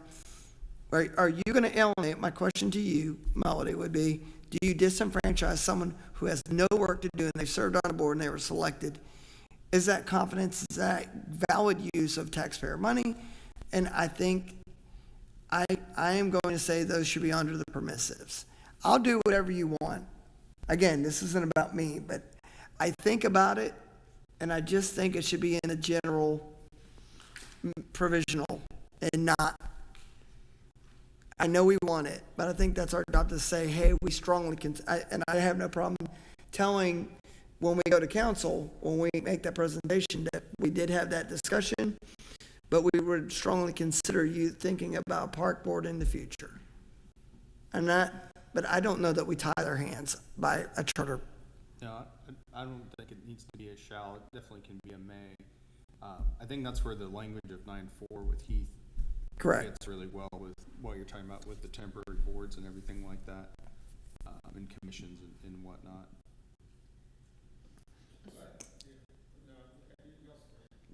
The other thing on the economic development group, I agree we need one, but there's not one in here in any of these And other I cities. looked. Why? Because they probably did under the state provision of the Economic Development Corporation, which is a separate, yeah, that's why. She was going to speak. I'm sorry. Oh, it's fine. No, it's fine. Go ahead. What would the economic board do that the planning and zoning doesn't do? Correct me if I'm wrong, because this isn't my bailiwick. It was my understanding that we had one a few years ago, and their job was to identify where in town you wanted that area to be and to actually target companies to come here. I was on that. Where they can, Was that your job? That's what I wanted to do, yes, exactly. and recommend businesses and incentives or tax breaks and like how to incentivize them to come here, or, things of that nature. And it also could be within Those incentives are approved by council. Correct. Group does not have the No, right to. the council, correct. But they would make recommendations. So, for example, like in Royce City, they would come and their board would say, we recommend that you give $3,000 to Widget International. It's not a real company, but I just thought Widget International was generic enough. Go figure. I was trying to pick a that's a real company too. That's a real company. So is it the recommendation of everybody here that the economic board or economic commission would be a may do as opposed to a shall do? Correct. Okay. All right. All right. Dennis We just need to find verbiage.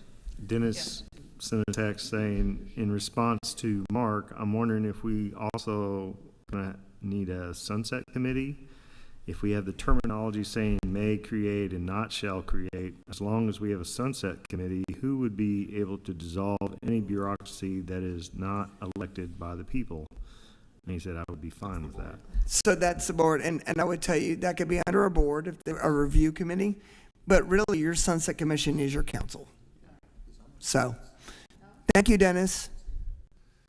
I hope it's warm in North Dakota.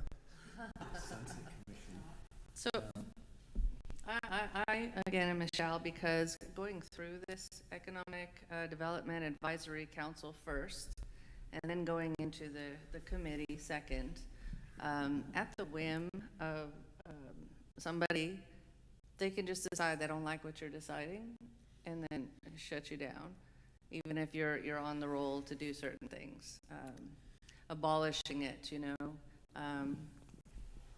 And that's one of the reasons why I think it should be a standing committee. And what I really want for us, and always have, is I just see people, and you see it, people just come and they want to put in storage places and other places, and we can be amazing, you know, with the vineyard and just the drive through here, be beautiful, not O'Reilly's and you know, just, yeah, a little like 276, right? I mean, or over on Forney. And if we design something like that and we seek out the people who are doing those things and bring them here for us, you know, like having a shopping area rather than everybody turning off here and accidents and things like that. There's so many things that you can design rather than just take what you get or who comes, you know. That's why I feel it's very important to have it and keep it, you know. So that's my point on that, hopefully. So if the charter says may create, and then they do create, can they at a whim do away with it? So well, depends. If they create it by ordinance, they would have to vote on it by ordinance. They have to repeal the They ordinance. would have to repeal the ordinance. So, what I would tell you, that was in Rockwall, is committees, is you serve at the will of the council. So, they've talked about dissolving committees at times, and, you know, if it's no longer needed, like we've had some citizen committees that were small ones, they were ad hoc, and they were meant for a short term. And again, they dissolve it.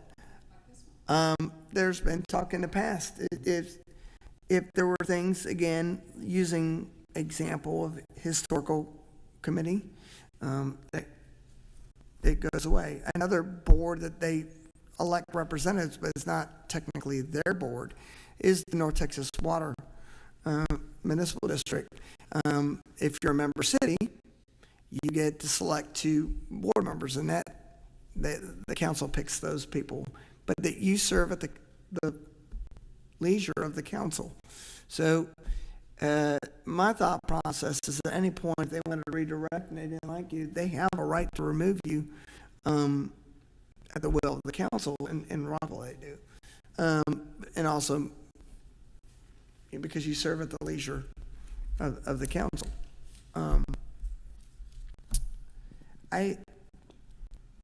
I can see it both ways, and I understand your concern, but I would also tell you, I also don't want someone in the park that if they're not moving in a direction and the council doesn't feel that a board stays because they want to be there, and they're staying because, no, and they're going to do what they want. There should be some kind of provision that.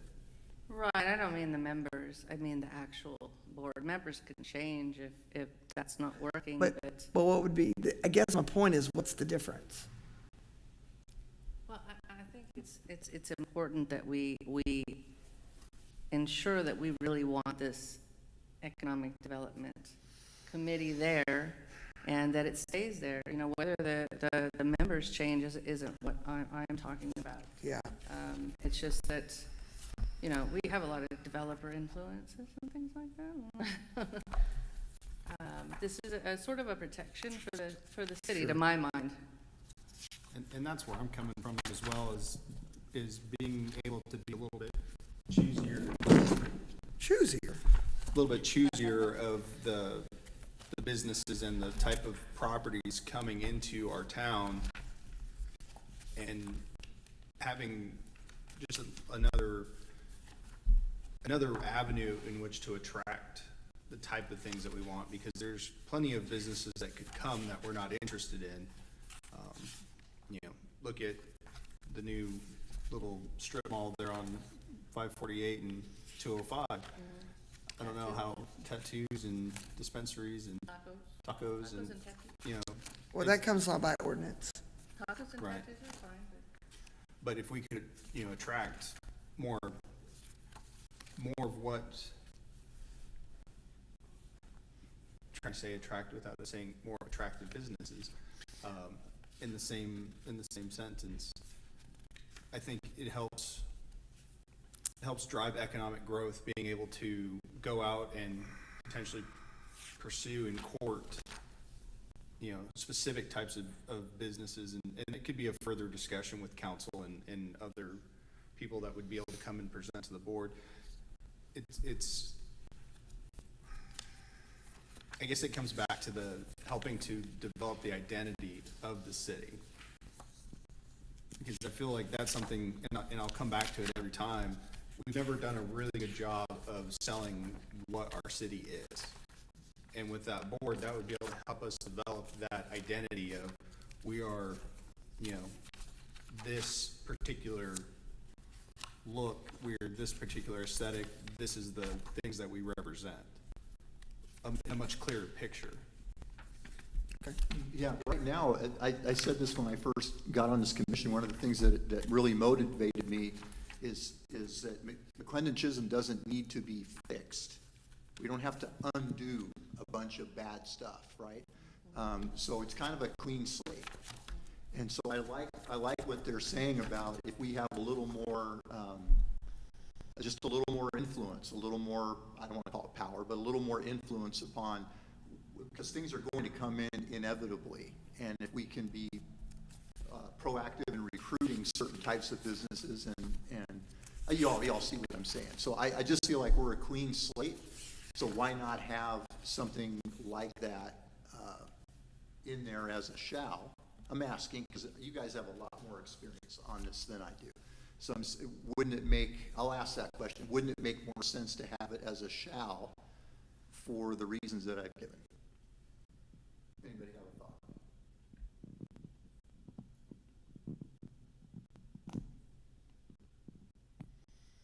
Nobody.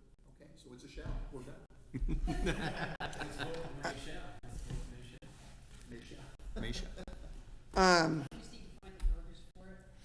So, I mean, I do feel like when I look at Royce City,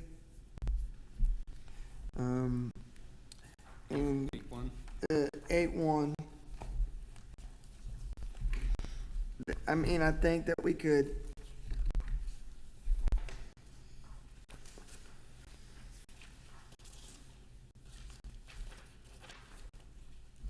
while you're looking, I'll read some text from Dennis. The EDC is focused on attracting business and economic growth, while P&Z is concerned with regulating how land is used and ensuring compliance with zoning laws to manage that growth properly. The EDC is about economic opportunities, while P&Z is about orderly physical development. And then this is to Mark. You're welcome. It's currently 56, but feels like 46. The low was 27. He goes on to say car parts is actually a good move for EDC because of the tax revenue. Car parts, gas stations, car repair facilities, and grocery stores are all good businesses for tax revenues. While people may want to have restaurants and other high-end retailers, we first have to attract them. People need to remember the city is one major catastrophe away from bankruptcy. We are operating on thin margins and really need to get our act together to attract businesses. Thank you, James, and thank you, John. And that's kind of what I'm getting at with that board is we know like Berkshire is looking at McLendon-Chisholm pretty seriously. And in my mind, I think with council and economic development board, we could push them towards, a higher end, rather than standard Berkshire, look at like a fresh like Fate has. That's, I think, the lifestyle and that type of thing that are more attractive, where they've got the stage and they host events and they put on things, and a facility like that becomes much more attractive as an anchor for other more attractive type businesses. And that's where I'm coming from with the development board. It helps keep, we'll go back to the conversation we talked about with the storage facility.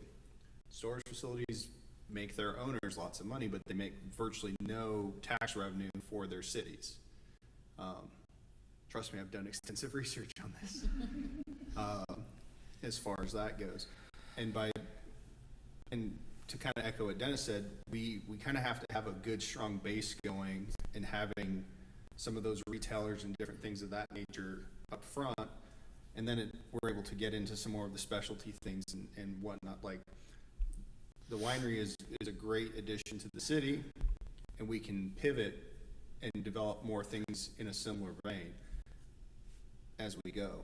And we can, through consensus and whatnot, can decide what that is supposed to look like. But long term for me, I'd like to see the city have a identity in its own right, more than, like we've talked about, being a crossroads where we're centrally located to everything, but that's not really an identity. That's just a location advantage. So I think what I want to say is, what I think the issue is, when you look at the EDC Corporation, that's an ordinance and establishment of the corporation. And so that's an establishment of an actual corporation that the city operates. And that uses tax money, and that's why it's not technically, it is appointed by the board, but it's actually, it is a corporation. So it's an entity within itself, but the members are appointed by city council in like Rockwall. So I think that's the difference. Not trying to get to that point and not muddy the waters, but I think that's why they're not included in any charter, because it's a corporation. All right, which state laws and everything else regulate that from that point. It is a corporation. I've been there and interviewed with the guys. I don't believe that there's a board there. I believe there's employees, because it is a corporation. There is a board. Is there a board in There is a addition? board appointed by the council. Okay. So they come in and they get advisement perhaps from the employees? The employees do give them recommendations. Yeah, 'cause- There is a president, there is a CEO, yeah. and they are hired by the city. Typically, sales tax is used Correct. to fund The EDC. Yeah, Yeah. We're not looking that for a 2.5% is the amount that they can use, and there's a Class A and a B. And, I think, I think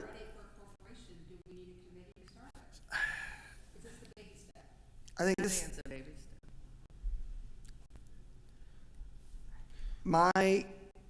I go back and forth on this, and I understand the importance. My question to you, each of you, would you be more insulted because if we do a may, and if we do a shall, if you require it, and are we getting into a point where we're trying to, I really don't, I mean, I'm good with permissive language. I really don't know that But they have the ability to dissolve it. So if we give them a may, and the board, we grow to the point where we need to go to the corporation, the council would then vote to dissolve the commission and institute the corporation, would they not? yeah. And then my second question is, I know the topic of the Heritage Center comes up quite often. Where would that fall, under whose supervision? I mean, that would be under ordinance, and that would be under city. Yep. Yep.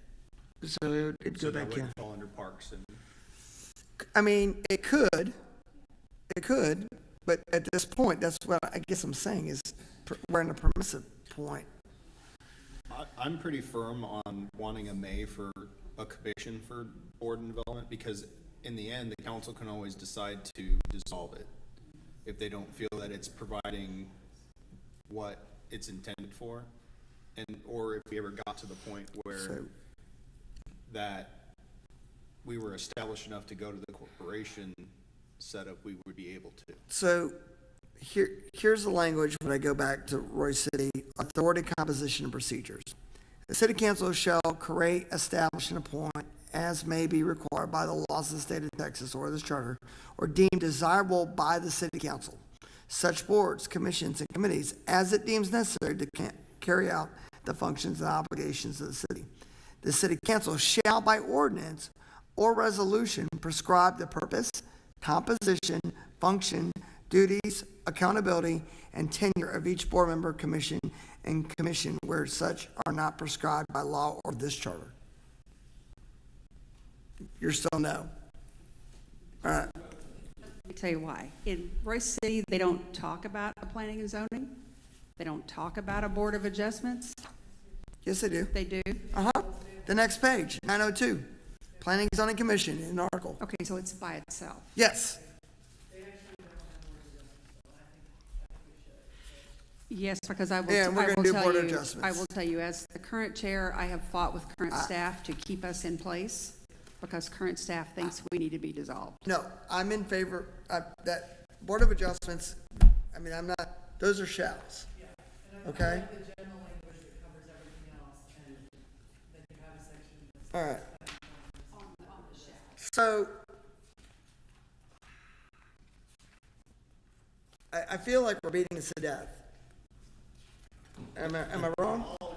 No, I think P and Z, Board of Adjustments, I think all that is agreed upon is, All right. absolutely. So here's what I'm gonna do. We're just gonna call, I'm okay with parks. all right, I think we've had enough discussion on this. Here's what I'm gonna do. I'm gonna allow us by vote to include or not include Economic Development Board and, we're gonna get a vote on that, and parks, right? So here's what I'm gonna do. Those are gonna be May at this point. Are we okay with that? But we're gonna vote on it, so it might not, we might. Are we voting to include the language? The language is made. You're gonna have another opportunity to vote it out. So if I want to just leave the language generic, I'm voting against. Correct. If you're wanting just generic language, then we'll go. But at this point, hearing the discussion, I'm going to allow those two to be discussed and vote on those separately. And if not, then the generic language will be the default. Okay? We're going to vote against them separately. All right. So the first one, all those in favor, including the park board, as a may, raise your hand. Okay. So I got 1, 2, 3, 4, 5, 6. 6 for park board. So right now it will be included. A no's? I say no. Okay. Anything with a may, just make it a generic. That's, Board, city council, move forward. we're going to have that discussion again. It's going to be a change, but I mean, right now it's being that we're going to include it. I'm going to put the language as is. I want to clarify that what we're doing here is a work session. When we go to vote, that's where it's going to all matter. All right? So, all right. Economic Board. May? All those in favor of the Economic Board being included? Okay. Is it me or a shall? As a may. As a may for now, Right. We can change to a shall, right? We're not gonna have a shall vote, so, Yeah, this is just a May yeah, vote. this is just a may vote for now. Okay? No's? I think it's even. It's No, even. wait, I was on it. All right. Can I ask a question? I don't understand if they're gonna be Mays, which I'm good with that. But if we're gonna have another clause that says that, that they can, create any kind of, that they want, why are we picking two that say May and then leaving everything else? That's the issue that I see. Correct. Correct. Well, one of the things is, sometimes they don't think about things, and this can be a guidance to them for what citizens want, right? We can't do that for everything. I mean, there's some things that No, I but these think they need a little push. But- These are kind of important. These are things that we can, citizens may think something else is, Yeah, and I don't feel like we should be dictating. well, but they'll vote too. So here's what my feeling is, and I'm just going to say this. Guys, I want to give the best for our council but I don't feel comfortable being a dictator to our councils. They gave us the privilege to write this, and I do generally feel, in my opinion, that we should give them, as time changes, as times change, I want the flexibility of a good document. A good document is flexible. And I feel like if we get too inflexible, we're being difficult. Now, I understand the park board. I'm not arguing it. But I feel like the permissive language, which I do want to include, is the authority of composition shall create, I think, Roy City's language on the boards, where it also includes may be appointed to serve on one or more boards. Now, their language, which I am not recommending, is to the extent prohibited, but may live outside the corporate limits of the city. And I think that we all agree we're going to say, no, you have to live in the city. Yeah. All right? Gotta be a voter. All right. You must be a citizen. All right. Such appointees shall serve at the pleasure of the council and may be removed at the discretion of the council, except as otherwise provided by this charter, which would be your P and Z and your Board of Adjustment. By its charter or state law, right? Because Right. there's state law Correct. governing Board of Adjustments. Right. And By this charter or by state law. Yep. Okay? I'm going to include that language. Yep. So at this point, I am going to do the park board, and I do include it, but again, I will bring that back as a discussion later. Anything else? All right. Do we feel that we've satisfactorily done that? I think we got an easy one coming up on the next one. And then we're going to get, I apologize if I wasn't paying attention enough. So what language are we looking at? we're going to be adding park board language as a may, Yeah, and then the basic Royce City language, with the exception of the outside the city limits. That's not going to be included in the language. Royce City, okay. Yep. All right. So, Oh, and Dennis had to sign off. He said if you have any questions, he'll be in town Friday, All right. and you may call him. And then he called All right. himself, and he said, you can call me, not all me. right. wasn't he for the economic board? He was for that, so All he right. would have voted for us. Take a break? Take 5 minutes. We're good.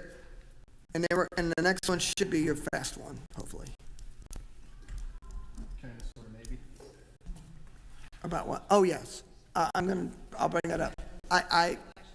Yep. Nope, it's gonna go. Others.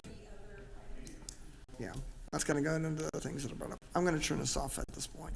Not that it makes a difference, but.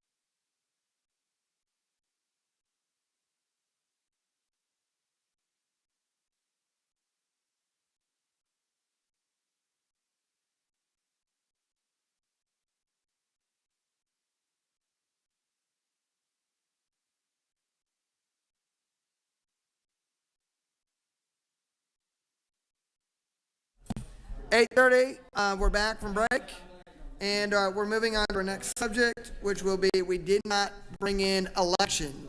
So, recommendations on this, and if not, I would tell you that I am comfortable with Roy City's language to a degree, but also we'd have to adjust it according to our terms and everything else. But the language that I recommend at this point would be Roy City, but I will entertain anyone else's.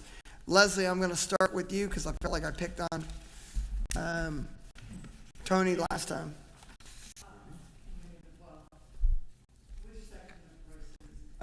Can you pass John, can you pass the mic down? Should be it would be elections. It's its own code. I think it was 501.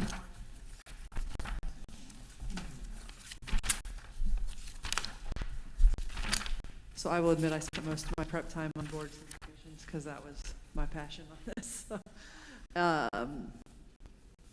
So I do not have a strong opinion.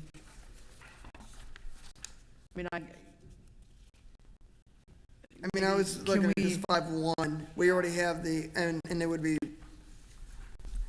I guess, what can we control? I always figured elections were Texas state, the rules or whatnot. I know we can control term limits and when things are done, but what specific, are we looking at this, first Saturday in May? Is that the kind of thing we're going to decide on? Yes. Okay. And actually, no, there's some that actually do in November. Some that move theirs to November. Mm-hmm.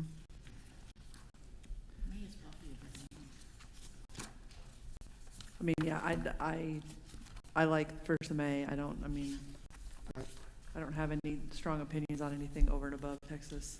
The first week of May, which that was their original.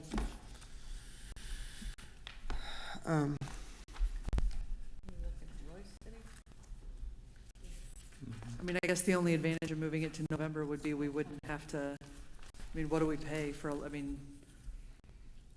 does it save the city money if we were to move it to November? No. I think that would be the only reason I could see changing it, so that it's, because I love getting political ads year round. I think May is the way where we stay with it.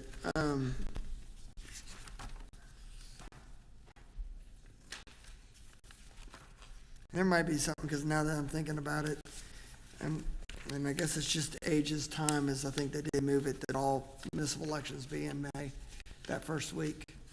Because it was the second week at one time and they moved it. A lot of them say First Saturday. Are the deadlines for filing for office and for special elections, those are all set by the state, right? So, What is that? I'm just wondering. Oh. I was like, who got on the roof?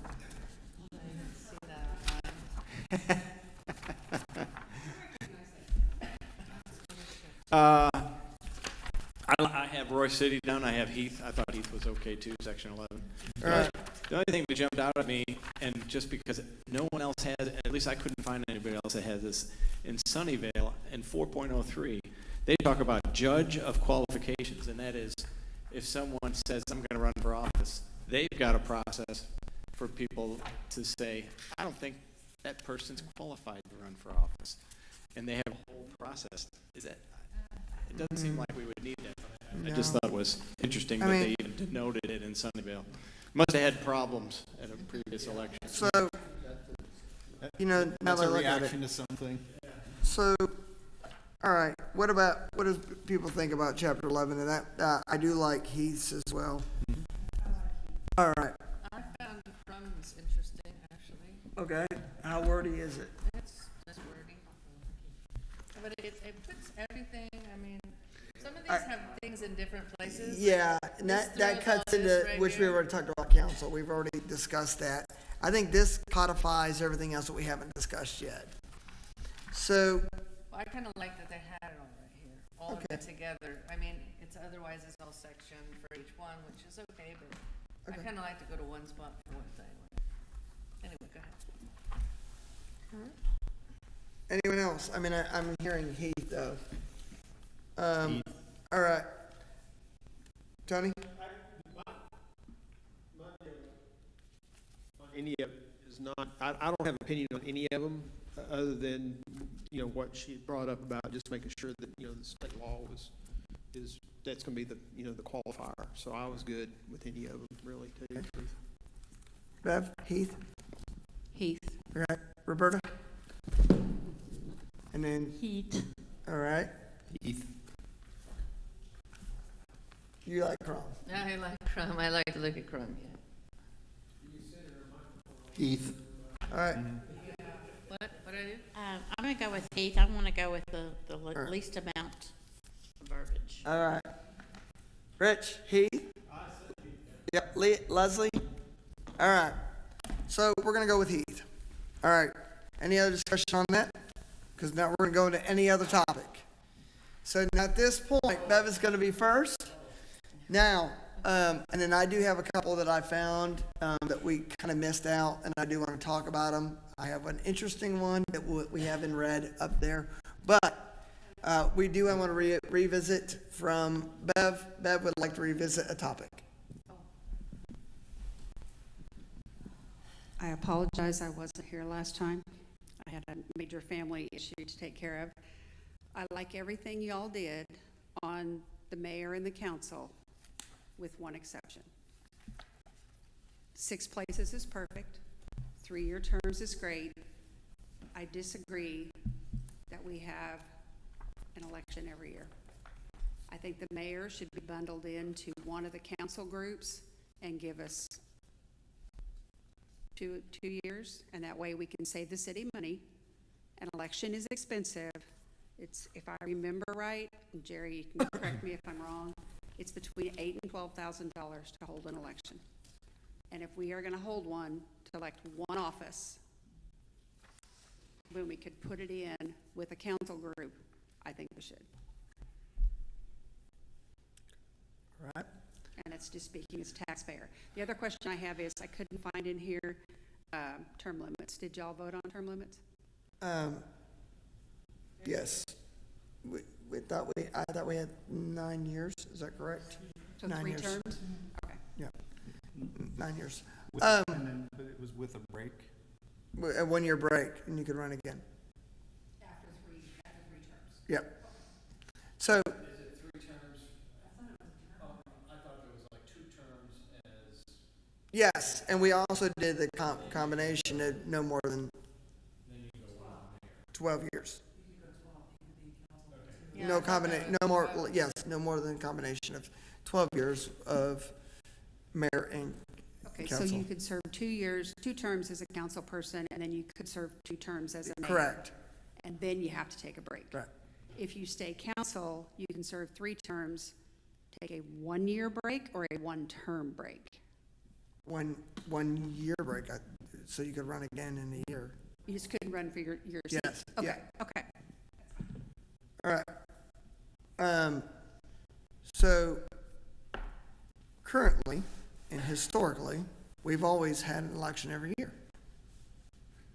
Currently. So you're changing term? Correct, but why should we if we don't have to? Well, that's up to the people. And it's called people running or not. It can still, that year can be dissolved if you like your mayor.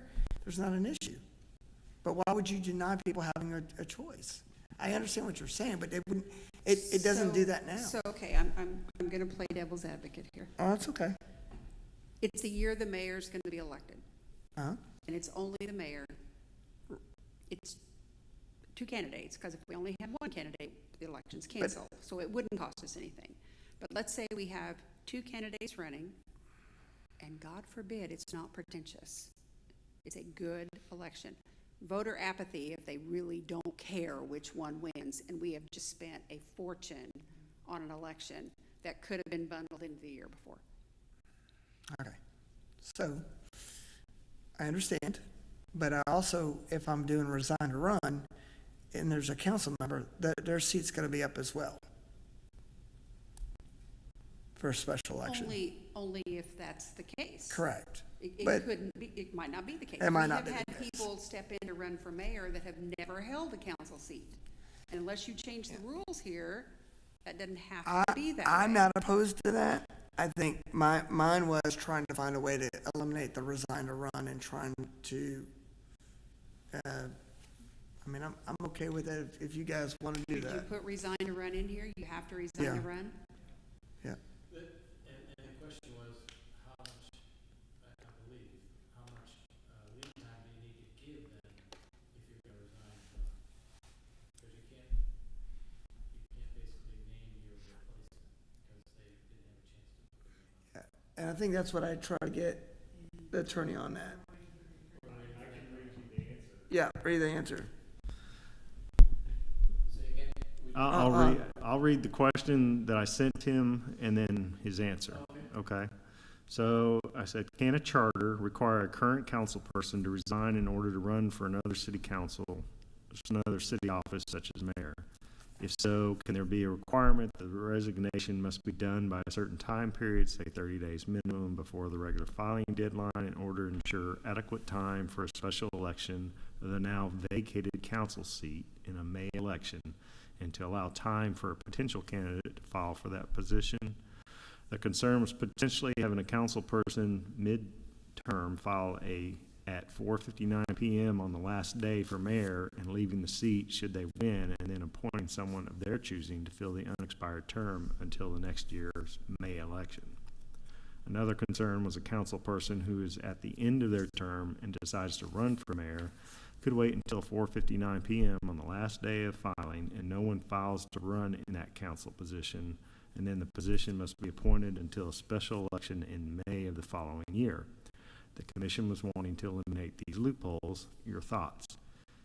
He says, there's no perfect way to balance the imperfectness of the system. I'm reminded of what Winston Churchill said, democracy, worst form of government there is. It's just better than everything else. To start, yes, we can require a council member who wants to run for another seat to resign at the time they submit the candidate packet. No, I do not believe we can treat anyone differently in this context.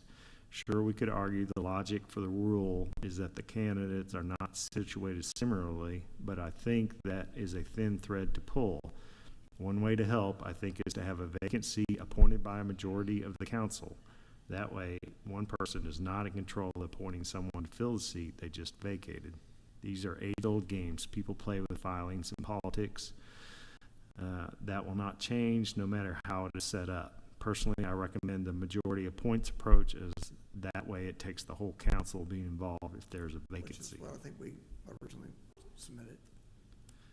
And then the other question that I was asked to pass along was on the Royce City Charter under 3.05 for vacancies, forfeiture, and filling of vacancies. It was asked because they had the city council shall not have more than 2 appointed council members at any one time. Thereafter, in the event of additional vacancies, the city council shall order a special election in compliance with the Texas Election Code and other state laws and regulations within 60 days of the last vacancy to elect the successor or successors to the additional office or offices vacated. Vacancies filled by special elections shall be for the remainder of the term. In the event that a vacancy occurs within 90 days prior to the next general election, no special election shall be called, leaving the seat vacant. And then the question was, can this provision that was asked was, can this provision be inclusive of the mayor's seat? And basically he said yes, because the mayor is part of the city council. Those were the 2 questions. So in other words, the mayor would still have to be voted on. Okay. So does that answer everyone's questions at this point? And I guess, what do we want to do revisiting it? The resign to run, do we want to just go ahead and do it as the majority of the council vacating and that, and not resign to run at that point? I mean, it's not my perfect end, but I think I'm at a point where I know why I wanted to do it. I just don't think it's as resign and run is we're gonna have to do it. right. And that the only way to even control it at all is for a majority of the Can't. people elected. Right. Other than that, there's All right. So if you, no other option. all right. So what we're going to do, I want to make sure I'm clear, because for some reason I I'm a little weaker today than I normally am, so I apologize. So what we'll do is, in the language, put the resign to run. However, the position vacate will be appointed by majority council. By majority of council, Yep. And then that would be, under that provision, if it was the 90 days, that provision would be to a special election. All right? So we would use a Royce City provision on that. Is that good? A special election, again, like Bev said, is gonna cost But it's gonna happen at the same time. At as the the same mayor. time as the, It's just adding to the the ballot. next one to the ballot. yeah. Okay. And it would So also be council it's on the elections too. next ballot, not a special election. So say Councilmember 15 resigned to run for the mayor that was up, Councilmember 15's position would also be on the same ballot as mayor. I understand. So Yeah. there wouldn't be a special election cost. It's It's just called called a a special special election. Okay, It's but not a it's separate. going on the ballot. as- Yes. It's the yeah. same ballot Correct. that's already Yes. happening. Because special elections typically, I- to my mind, are, Correct. we're gonna do a That's special not, election like Bev was talking, just for the mayor. we had that issue when Jared Klutz passed away. There was argument that it was supposed to be called a special election, even though he was up at that time.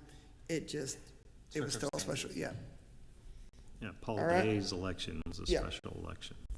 Any other questions on that? Are we good then? Or a special edition. All right, does that resolve everything?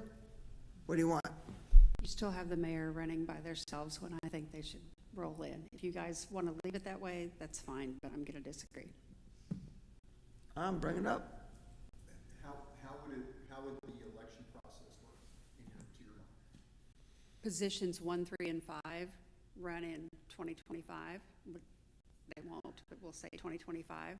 And then 2, 4, and 6 and the mayor would run in 2026.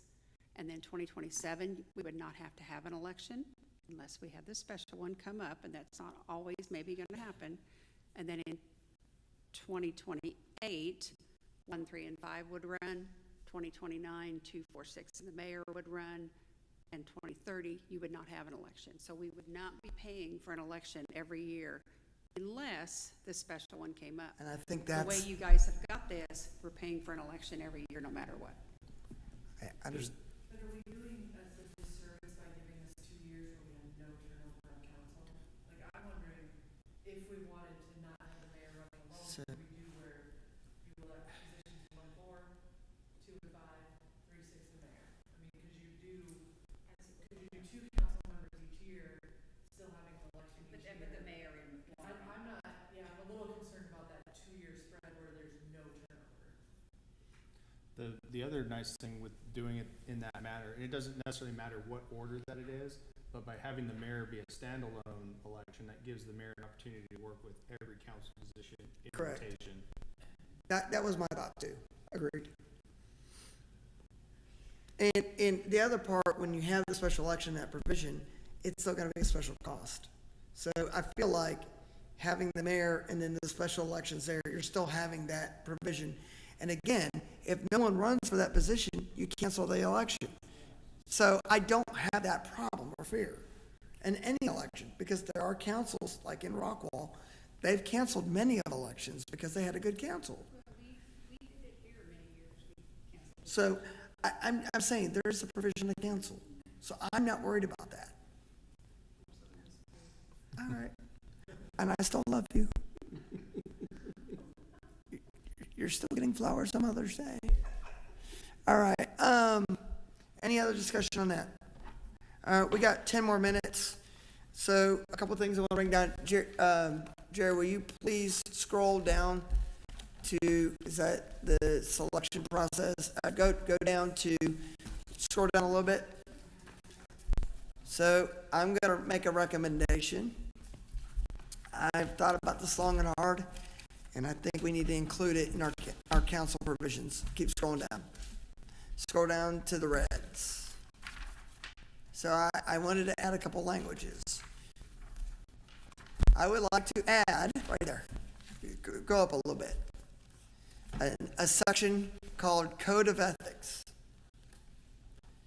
And the person and policy, and you'll see it in red there, shall adopt and maintain and enforce by ordinance or resolution a code of ethics for the purpose of, among other things, establishing guidelines for high ethics of standards in official conduct by city officials, employees, and appointees. I feel that this language is needed. I think we have it by ordinance already, but putting it in here means it has to stay. Yes, and it's reviewed, also, it would give a 5-year review of that.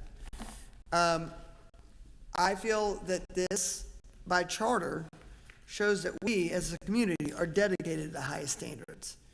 And I feel like if you had it by ordinance, and just ordinance, they can remove it at any time. And I just think, I believe what I hear in the community, and what I hear and read, and what I believe, I think that being the utmost in what we all are here, because I see it in each one of you, is that we act at the highest standard possible. And I think there's nothing wrong with it. And then it also gives penalties. The city shall adopt ordinances providing for the penalties of what happens if we don't do that. And then also, below that, prohibitions of holding the offices. What'd you say? Okay. And then also prohibitions of what they're not allowed to do, becoming candidates for different offices.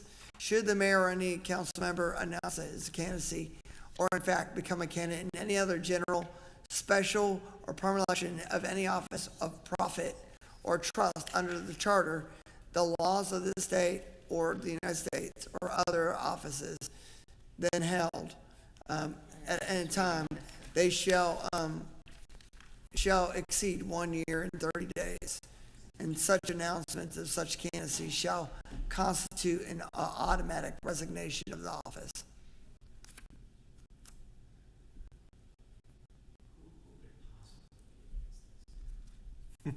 I'm just trying to be the utmost care. I don't know. All I know is what I believe. And I just want us to, and there might be some other prohibitions that you might want to consider, but those are the ones that I saw off the top of my head. And I wanted you to consider those as additions. I don't think I'm asking anything unfairly.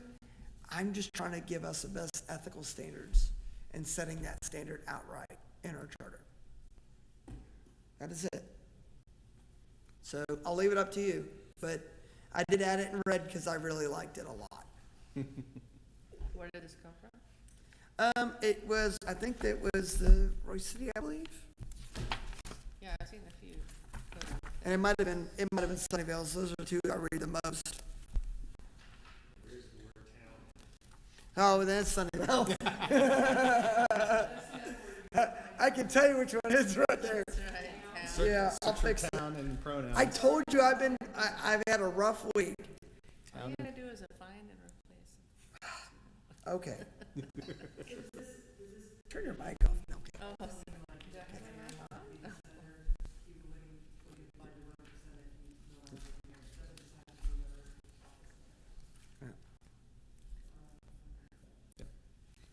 All right. That's fantastic you're doing all this. I'm just trying. Typos is not The typos, any problem. I already selected them to help me on typos. This is a huge body of work, so don't beat yourself up about Yes. anything. No. All right. All right. And so at this point, anything else? We're getting close. Is there? We're good with the language. I can make that black. Correct. All right. So I want to talk about anything else, and then I want to also give you one more opportunity. So how it's going to go at our next meeting as we vote. If there is something for some reason, I am going to, Jerry, bring up any other discussion before we go to vote that you want included. You can do that, but I think at this point, you can bring that up as we vote. All right, I would like, if you want to bring it up, I just think that we're going to go to vote in official, bring it up in the subject. So if you got something that we missed as we vote, bring it up. This is the time, it's okay. But this was our standalone work product, but the next time we come, we're voting. all right? Everything's gonna be official. By section. That is the process. But is there anything else anyone wants, I want to hear you now? Is there anything we're missing that you feel that you have not been heard during this process? One other thing, I am adding your names. I reserve the right to come up with something at the next meeting. Yes, you do. Okay. You do. All right, but it will be on the votes and on discussion. It'll be under the Robert's Rules of Order provisions. All right? So, with that, the other change that, there is one other additional one I did want to say is I didn't see, and I do think Wolford, we need to put the transitional provisions on the back. I don't think we did transitional provisions.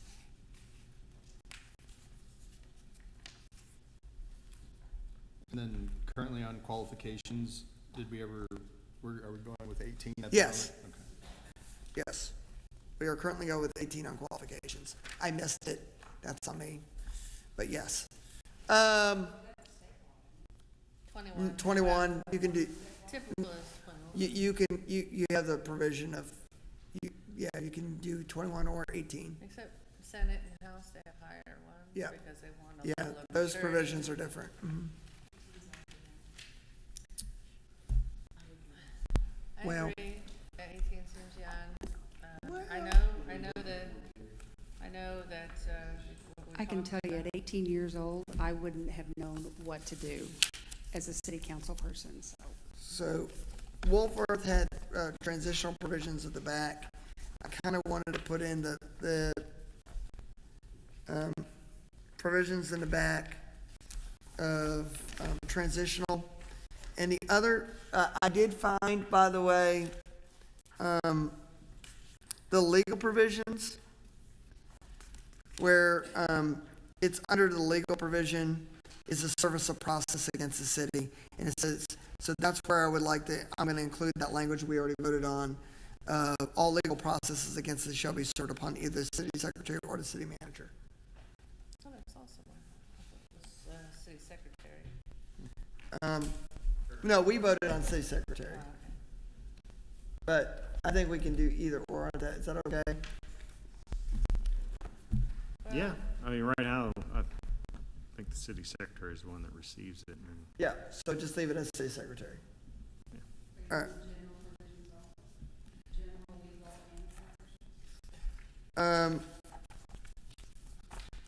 So I think we have, scroll up, I think we have it under,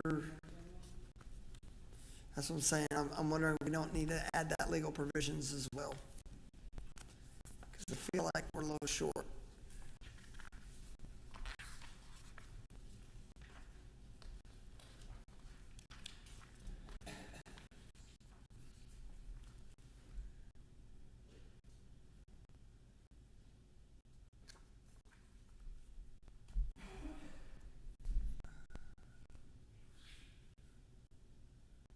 Yep.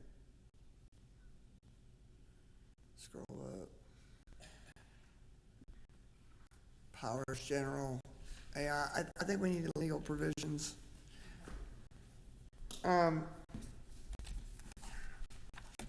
think, and the other thing I was gonna ask, and I just realized it, and I forgot to ask it as well. Do we wanna outline, like Royce City has city councils, what they can or can't do? Like, they cannot fire the city they can fire the city secretary, they can't fire the employees. Do we want that in the charter? You could look at Royce City.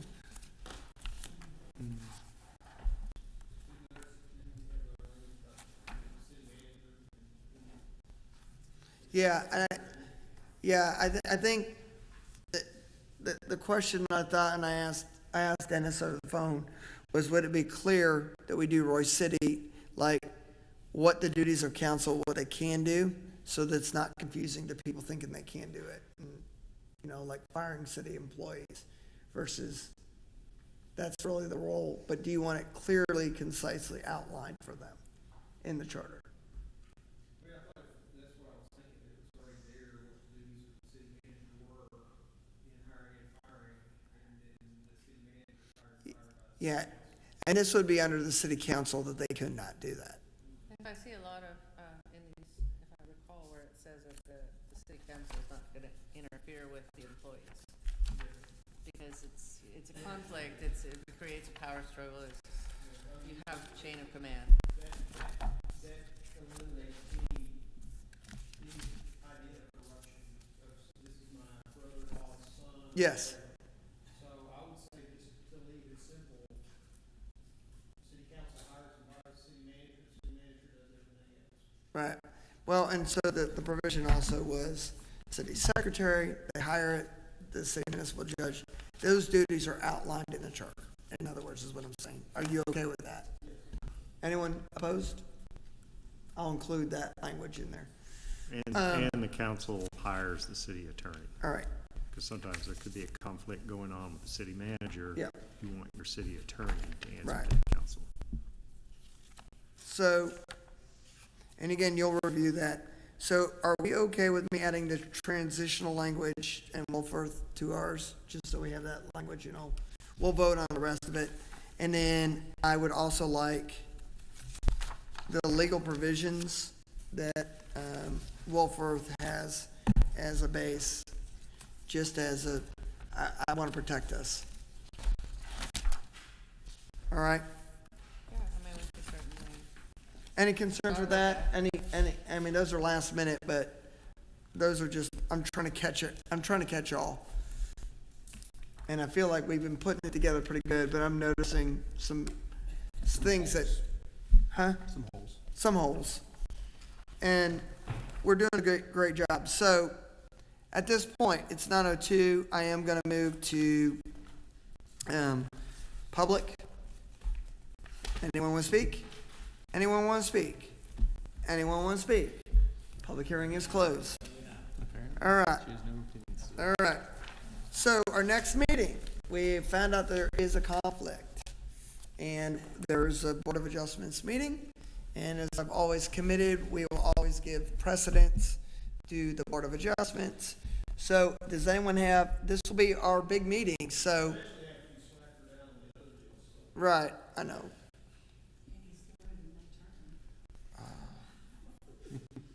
You don't know what you're.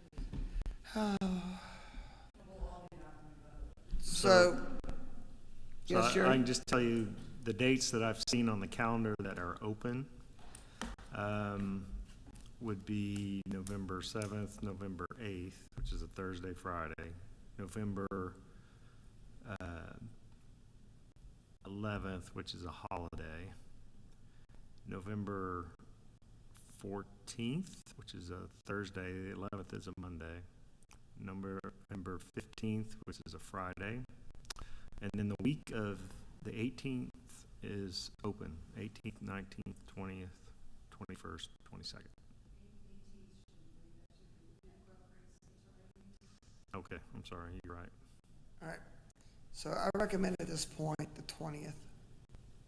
Wednesday, the 20th. Okay. Any objections? All right. Was it November 18th? No, it's going to be November 20th is the day. So no November 6th meeting? No. November 20th, you said?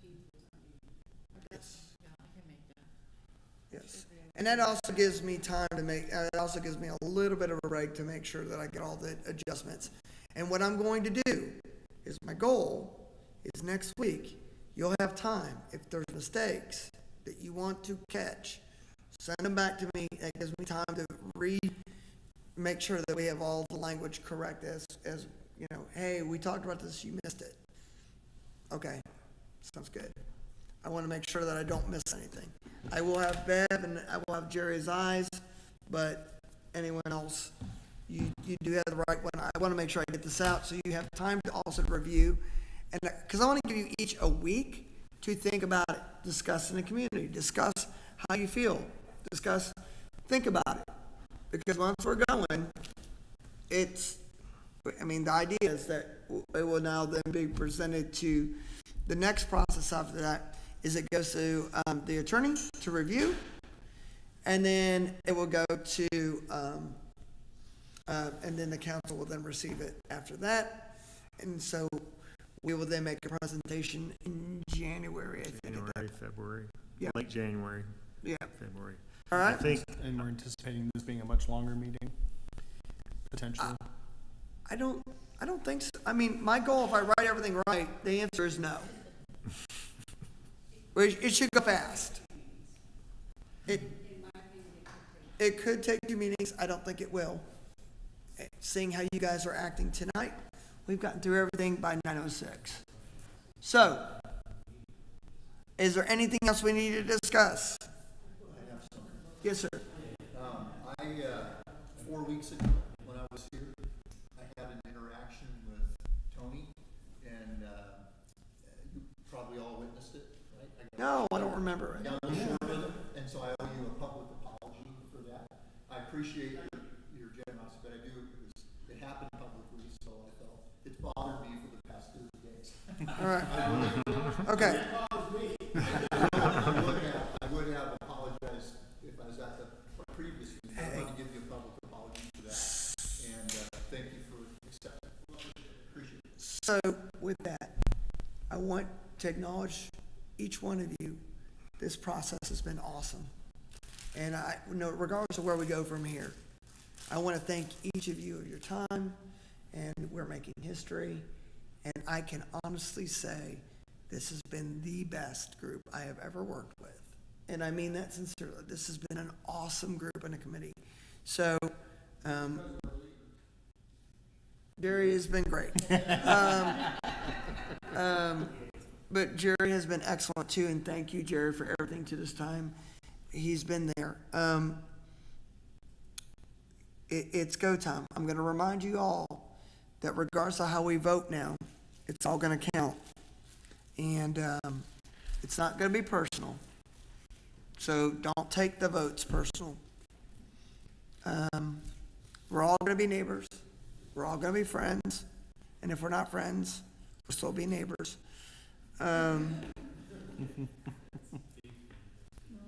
With that, motion to adjourn. All right. We adjourned at 9:08.